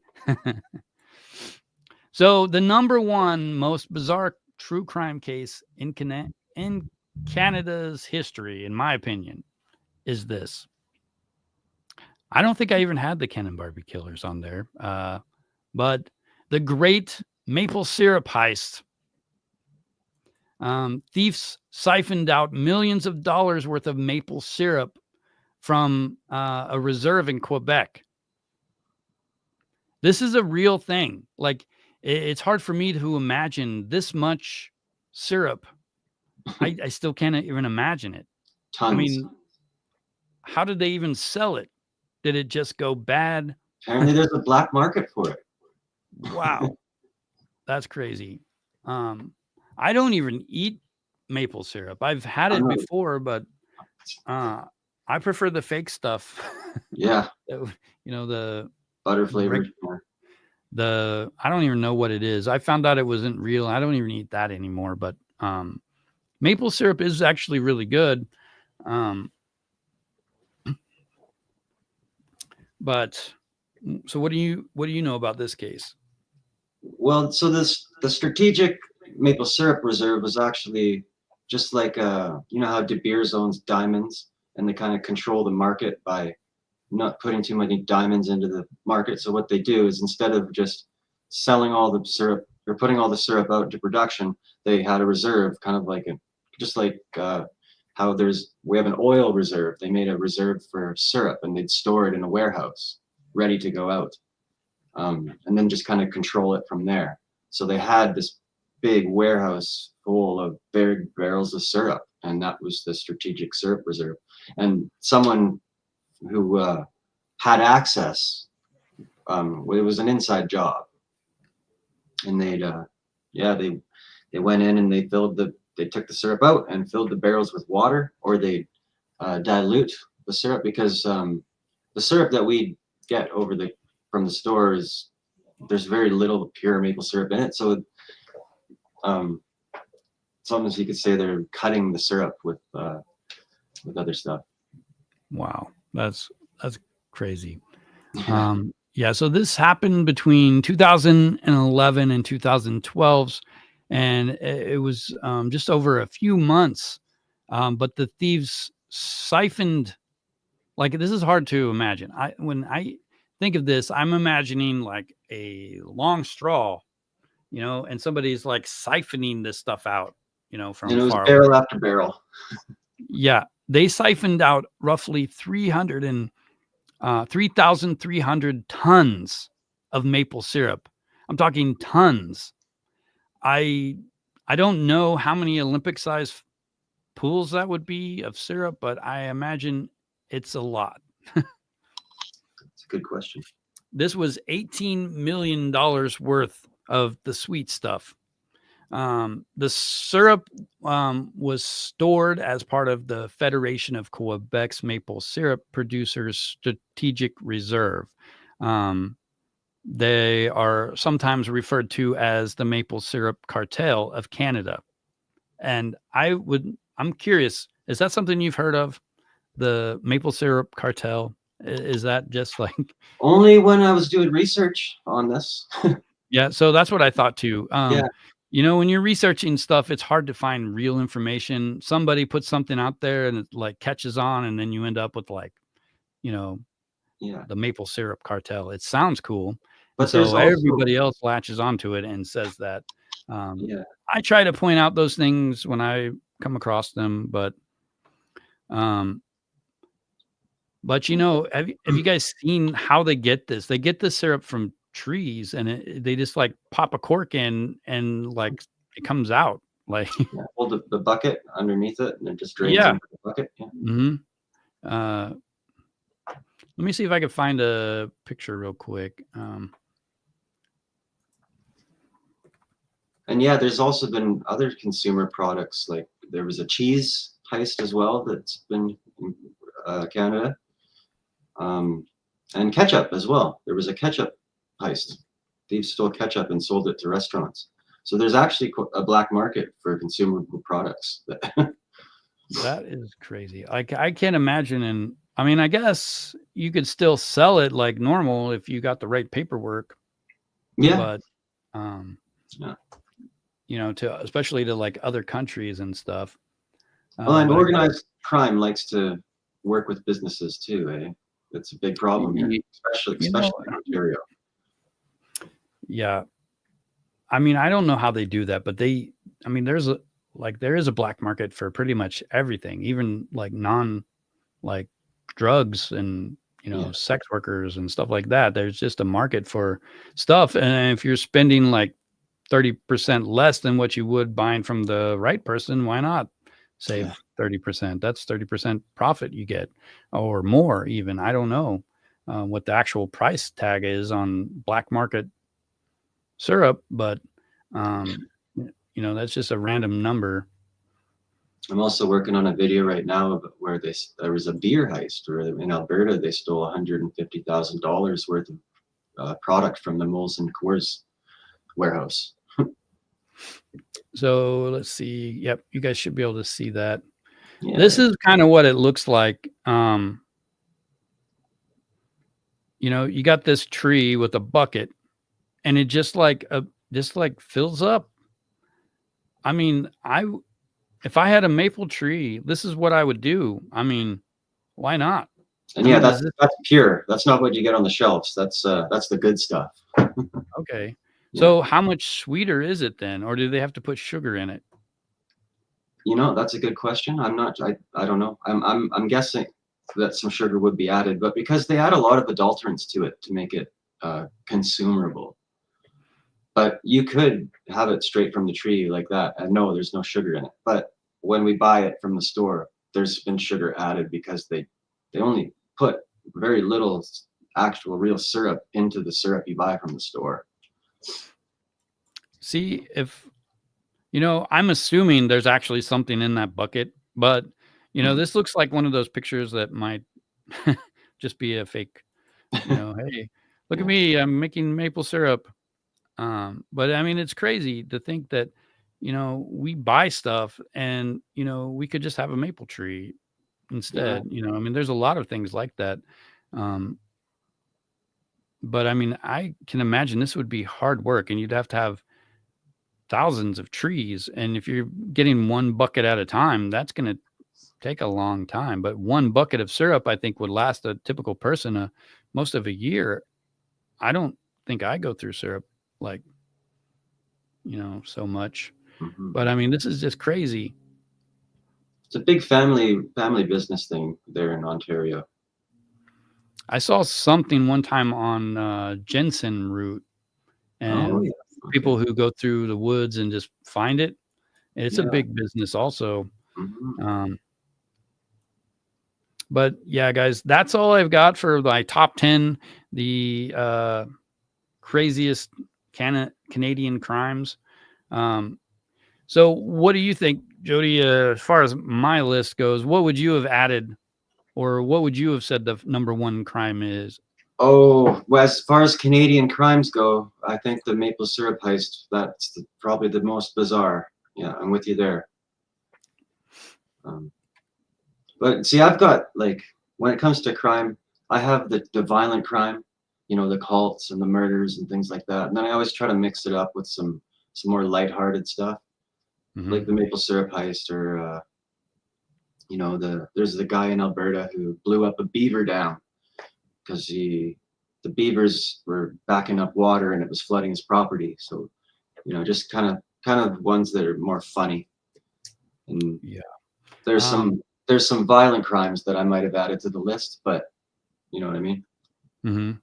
You know, I've been doing true crime for, I think, since last summer. So technically I think it's been about a year, but I think it was more like November or December before I started doing 100% true crime. So I would say it's been about 9 months that I've been doing nothing but true crime. And recently I started doing shorts. And when you're researching that much information and writing about it, you know, when you write about true crime, it's a little different than just reading about it, because you actually have to think about what you're saying. It's a little different. I think you just internalize it more. But I've talked about secondary trauma before, and I've never really experienced it until recently. And so I started doing heists in my trivia questions. I'm doing heists for my shorts, or at least those are the ones I've recorded recently. Let me see. Sorry, I lost my train of thought here. I was thinking about the heist. I've got a video that I'm working on a Brazilian heist. I've got a basic version of it up on my channel. Oh yeah, I was going to go through some of. I don't know where it went. I thought I had written down some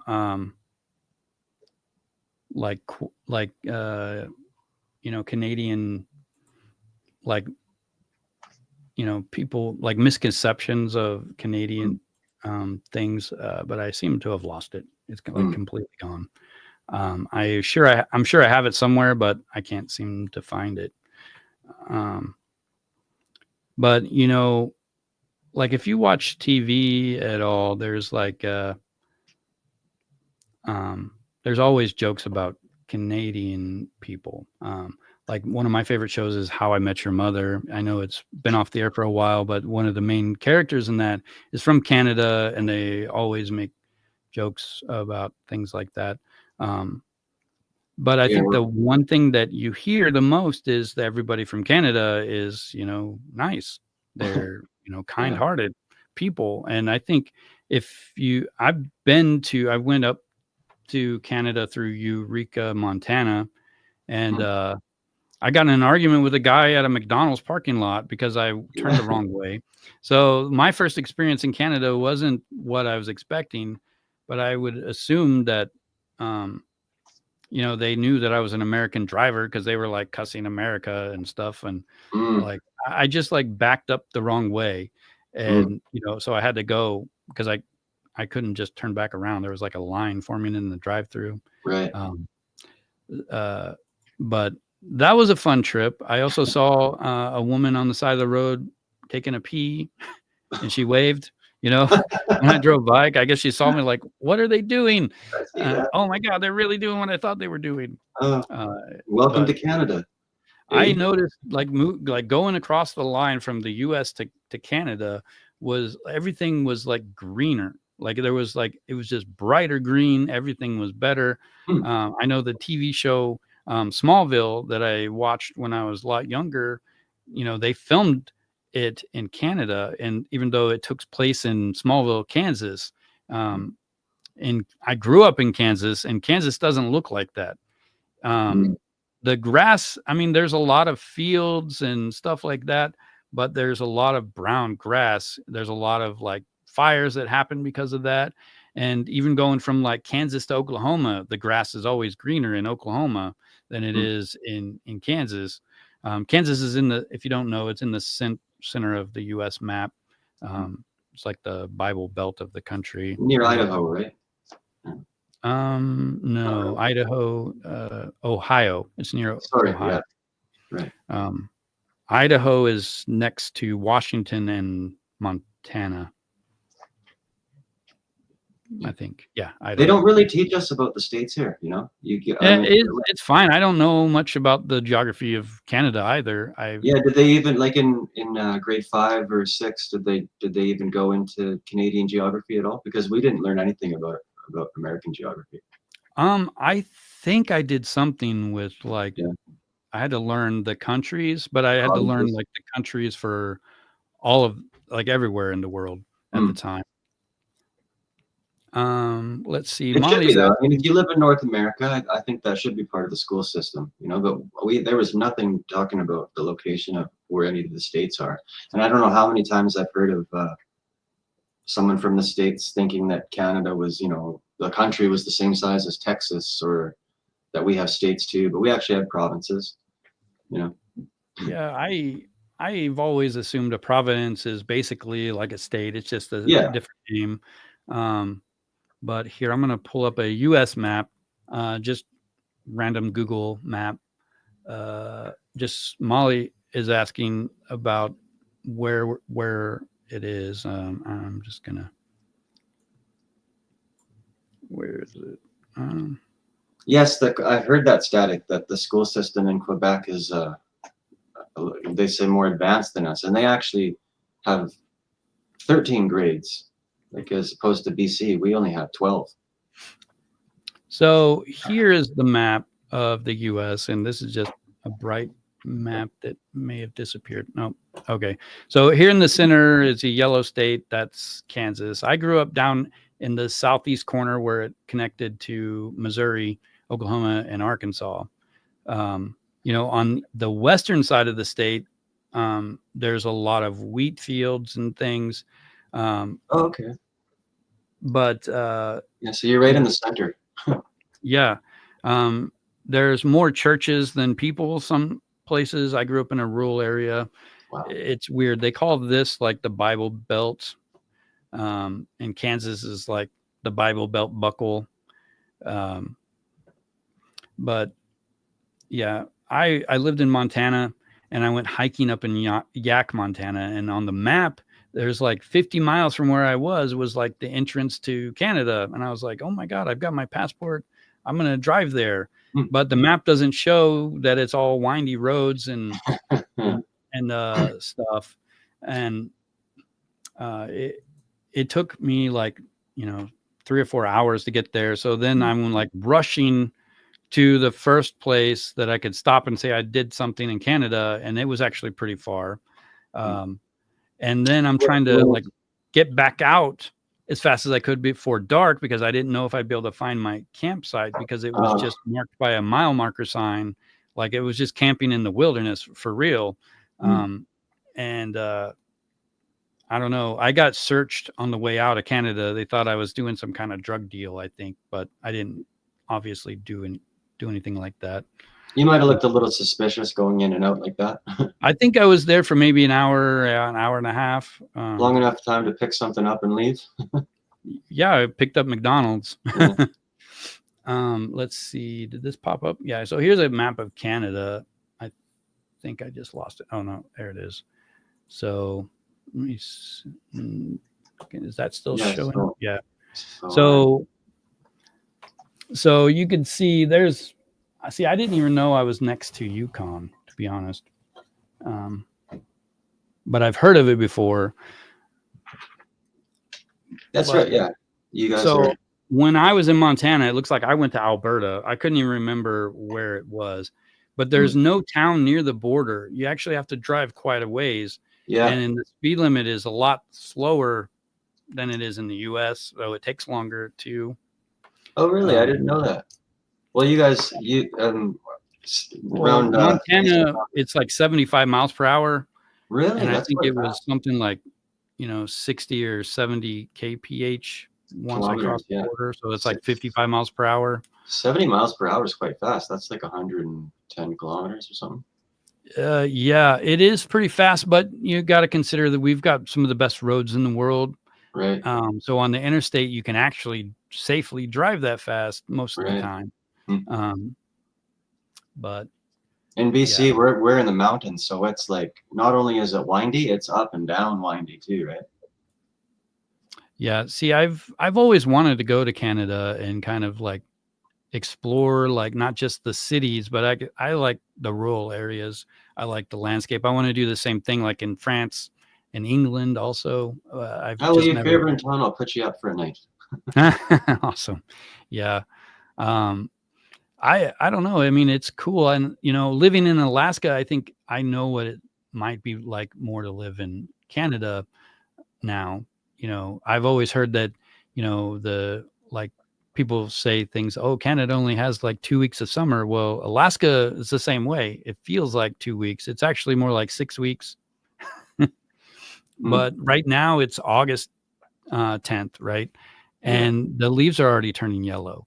Yeah, there's so like a chill in the now? air. It's really hot here right now. Like this is the hottest it gets all year right now.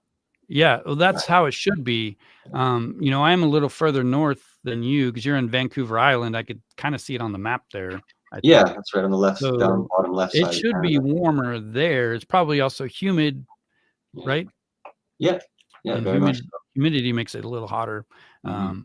But I always wanted to go. What is the Vancouver Canucks or something? Yeah. Because I lived in Montana and I always wanted to go to a hockey game, and I never did. And there was a lot of cheap flights to Vancouver when I would check. There wasn't like cheap flights anywhere else. But strange. Yeah, I don't know. I guess I don't know how cheap flights. If you look at Las Vegas, there's always cheap flights there. Not from here. Not from here. Not from here. No. Yeah, like one time I saw like $99 flights to Las Vegas from really, eh? like Arizona or Montana. But it's because they want you there. Because if you're there, what do? You gamble. Yeah. And everybody who gambles in Las Vegas isn't thinking of this in the same sense of gambling anywhere else. They're like, oh, I'm going to Vegas to gamble. And you're expecting to lose a bunch of money. Right. So it's like you're just giving these casinos money because most people don't win. Do you know anybody who's gone to Vegas and won? I won $128 off of $20. I was playing 21 blackjack, and I was like, I gave the guy money. I was like, I just want to, play and see what it's like to play, gamble in Vegas. Cause I was there sightseeing. I was just going, I stayed at the Bellagio hotel, it's fancy. And I was just like going around, seeing everything, like going into the casinos, looking at all the tourist stuff. I wasn't there to gamble because I am totally against gambling. I hate losing money. And, it's always fun to win, but it sucks to lose. Sure. And I think people with gambling problems don't think of the losing part. They just think of the good feeling that they get from winning. So I've never really been a gambler, but I was playing 21. I had $20. I said, this is my $20. I'm going to play for a couple minutes and, just say I gambled here in Las Vegas. And, I got down to my last $5, like in the first 3 hands. Like I was about like this next hand would have taken all my money, and I was like, well, this was fun, guys. But then I won, and then I won again and again and again and again. And I was trying to get somewhere they have this like in Old Town, they have this like old like LED screen, like tunnel thing that they play videos on or something. And it's like set at certain times that it turns on. And I was trying to get there to see it. And I was like, I got to go, watch this thing. It's about to start. And everybody was like, oh, you don't want to quit when you're winning. And I was like, well, that's how you keep your money. Yeah. How else am I going to walk away with anything? But I could have won, more. I could have won thousands, or I could have lost my $20. Better to quit while you're ahead. Yeah. I mean, I was in Reno, Nevada one time. It's also a gambling town, and I was playing 21, and I think that time I won $38. But I was playing at a table with this guy who was on his honeymoon, you know, and he was like, "Oh my God, I just lost all of my money, all of my like savings, everything. If I don't win with this hand, I'm dead. My new wife is going to divorce me and blah, blah, blah." And he like closes his eyes and he like puts his money on the table. And guess what happened? No. What do you think happened? Like, whoa, did he win? No, he lost. He lost. But I mean, there's that hope, right? Yeah. But Right. yeah, I do not want to lose money. I think one time I gambled on these casino machines in Montana, and I won like $300, and then I lost it all. And then I've done that before too. I've been up 600 and lost it all. Well, the funny thing was I kept going to get more money out of the ATM, and I ended up losing like $600. And you know, even on those like slot machine things, it says you got like a 90% chance of winning this amount. It ends up being, if you quit when you've lost 10%, that's best, because you're most likely going to lose everything. And if I would have kept playing, I would have ended up losing more, because each time I was losing 10% more than I lost the first time. And I should have just stopped when I lost the first batch of money. But anyways, Jody, it was good having you on. We've been at this for about 2 hours. Let me see if I can pull up your channel real quick. Yeah. You guys should. He's just started out. When did you start your channel? 8 days ago. Yeah. It's not. Yeah. You But got a long ways to go. I might even get some subscribers from my channel. I know there's been a few people on. They'll probably go give you some love over there. Check it out.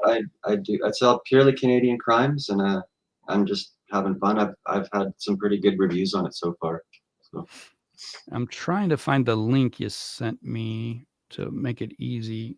And here it probably is. Yep, there it is. So I'll put the link in the actual video description. I don't think it's there yet, but I'm going to put it in the chat, and then I'll also like open it up. I don't know if I'll play video, at least not with the sound, maybe, so I don't have to worry about like copyright audio stuff. all my audio is good. If I do get flagged on something, I take it down right away. Oh, okay. But I don't know if it'll be the same for me because I'm monetized. Right. Okay. I know with my audio, I could, if you share this video on your channel, which you could do, I have already, actually. Yeah, I can release the audio. Like here. Thanks, like, guys. I'll just show you how it's done. Because if you're sharing it like this. I can't hear you now. What? I can't hear you now. Hi. It's not playing? Yeah, it is playing. Okay. Oh, did it mute me? Or is it too loud? Yeah. Thanks, Dan. But yeah, I'll be able to just like quickly hit the release button. If you have like Canva or something, you have to go through this like 30-day process. It takes, you have to show them that you pay for Canva and that you have a license for the music and all of that. But here, I'm going to go ahead and just click the link and then share your channel. Show everyone what it looks like.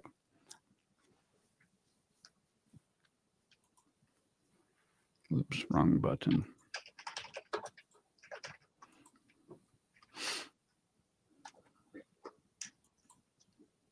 So this is Jody's channel. Where'd it go? I lost it. There it is. So, just looking through here, like I could see that he's covered some of the stuff that we've already covered. Let's see, the haunted. Is this a playlist or a video? No, there we go. Is it playing still? Yeah. Yeah. It was. So, I'm afraid to play it because of the music, but I'll just go ahead and do it. I might have to edit this part out though. I made this music myself, the intro music. Okay. So, okay. Then I'm a musician too, eh? Oh yeah. What kind of stuff do you do? Like a studio musician? I actually have another YouTube channel with music on it, but I do, I wouldn't know where to put it. I do a little bit of everything. Do you But work? I play guitar and sing though, mostly. But I can play the drums and the bass too. Hey, I got my guitar here. Oh, nice. I like to play. I never really learned how to play. I just play for fun. So like I play around until something cool comes out of whatever I'm doing. But I used to write songs and stuff. I'm going to go ahead and play this, at least some of it.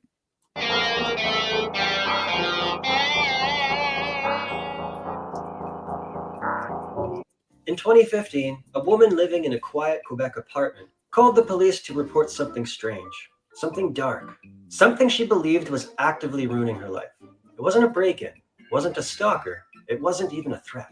It was a $2 coin, a cursed toonie, and she believed it had been deliberately planted to summon bad energy, misfortune, and what she called, quote, the unseen forces of despair. Okay, so what is a toonie? Oh, toonie. That's our $2 coin. We don't have bills here. We don't have dollar bills. Oh, really? Bills. No so dollar bills at all. Loonies and toonies. Loonies $1, toonies $2. I had no idea. Did you guys hear that? That's why I included it. It's a Canadian, right? It's toonie. Yeah, well, I never heard that. I don't think I've even heard that in a TV show or anything. Really? Eh? Interesting. Yeah. This is the truly truthful, baffling story of the cursed toonie, a petty roommate dispute that spiraled into a lawsuit, an exorcism, and the most Canadian form of hexing ever recorded. Part 1, the coin appears. It began with a woman in her 30s, let's call her Denise, claimed her life had suddenly taken a bizarre turn. Appliances were malfunctioning, plants were dying. She had 3 flat tires in 2 weeks. She started to suspect she was under some kind of spiritual attack. And then one morning, she woke up and found it. A shiny $2 coin placed perfectly in the center of her nightstand. She didn't put it there. She never kept cash in the bedroom. And this coin, she said, felt wrong. She told. So I'll let you guys go watch the rest of the video on his channel so he gets the views and stuff. Let's see. Let me go back to your channel. So I just want to show you guys how new he actually is. He's only got 8 subscribers right now. So I'm hoping, you'll get a few more. Yeah. But I mean, you've got some interesting content.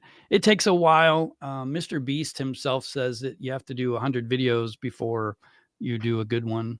Right. It takes time to build your audience, and it's really hard. And then if you got a good enough audience, once you do get monetized, you'll start earning money. I don't know. Like I was expecting. Sorry. I was expecting as soon as I got monetized that I was going to be, YouTube rich, but it didn't work out that way. I made like $2 the first month and then like $2 or $3 the next month.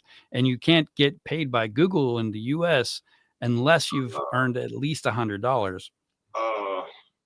So it took me 9 months before I got my first Google AdSense money. Wow. And I think the most I've ever made was 600. I think it was less, like 500 and something off of one video. It's not easy to earn money on doing all of this work. And I'm sure you're aware how time consuming it is. Yeah. Like just that short video that I made last night, it was supposed to be quick. It took me like 5 minutes to write it, 5 minutes to record it. And then I got stuck on the formatting, trying to get it to show up as a short. And that took like an extra couple hours, but I use Premiere Pro and I have the Adobe Suite. Oh, Windows. Okay. It's not just Windows. You can do it on Mac. Oh, okay. With Adobe. It works. Let me see. I'll pull up something I'm working on. Hopefully, I was thinking about this after I did it. But I'm gonna go here pretty soon. But after I did this yesterday, I moved a bunch of files, and now that's what I was afraid of. It's not going to open up because all my files are now gone. I was had everything in my download folder. So I don't think it's going to open up, but I'll show you anyway what it looks like. It's not always red like this, and I've lost my, there we go.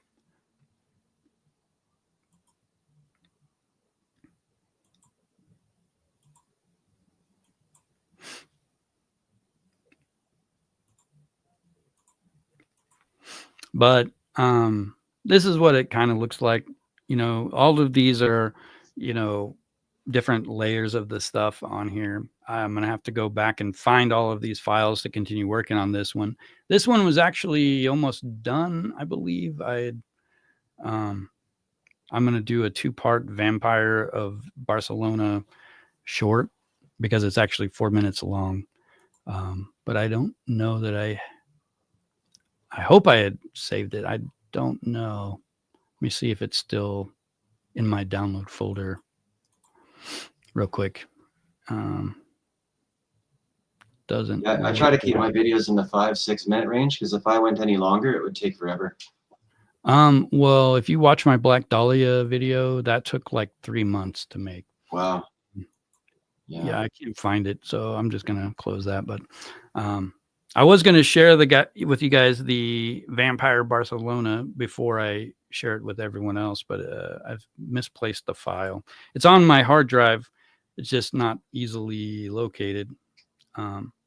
But anyway, Jody, thanks for hanging out today. It was a lot of fun. Yeah, thank you for having me anytime. Yeah, if you ever have any questions about a YouTube, I could probably answer most of them. I did hire a coach in the beginning, especially. It was helpful, but a lot of the information's already out there, and it's very expensive for a coach, and it's really weird how they don't give you immediate feedback. You ask a question today, you're working on something today, but then you don't get an answer until the next day, and you already moved on to something else. There's hundreds and thousands of how-to videos on YouTube. I've actually been considering maybe making some because I feel like I know a lot about YouTube. You've given me some good pointers already.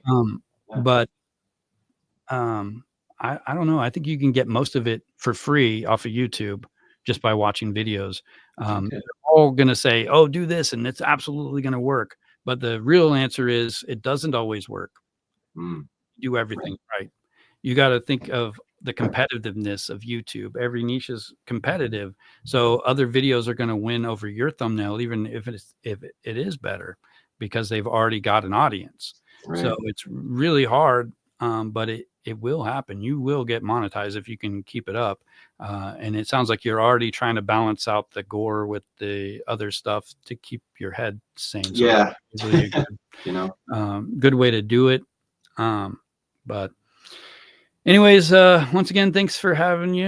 Everyone, thank you for being here. I'm glad you guys were able to watch this with me. And next week, I'm going to try to do something Chris Watts related. I know you guys love that. I always have more people watch those things than everything else, but I just can't do Watts all the time. I don't know if you followed that case, but if you want to get some subscribers, do a Chris Watts video. Yeah. But then, it may be worse for you in the end, because once you get all of those Watts subscribers, they don't always want to watch every other crime. They just want more and more Chris Watts. And, I've told a lot of stuff about that case, and it's an interesting case. It's easy to talk about a lot, but it's mostly gossip. And, but yeah. All right, guys, I'm going to go ahead and hit the end live stream. So everyone, I hope you have a great night. As always, stay kind, be vigilant, and always question the truth. I'll catch you in the next video.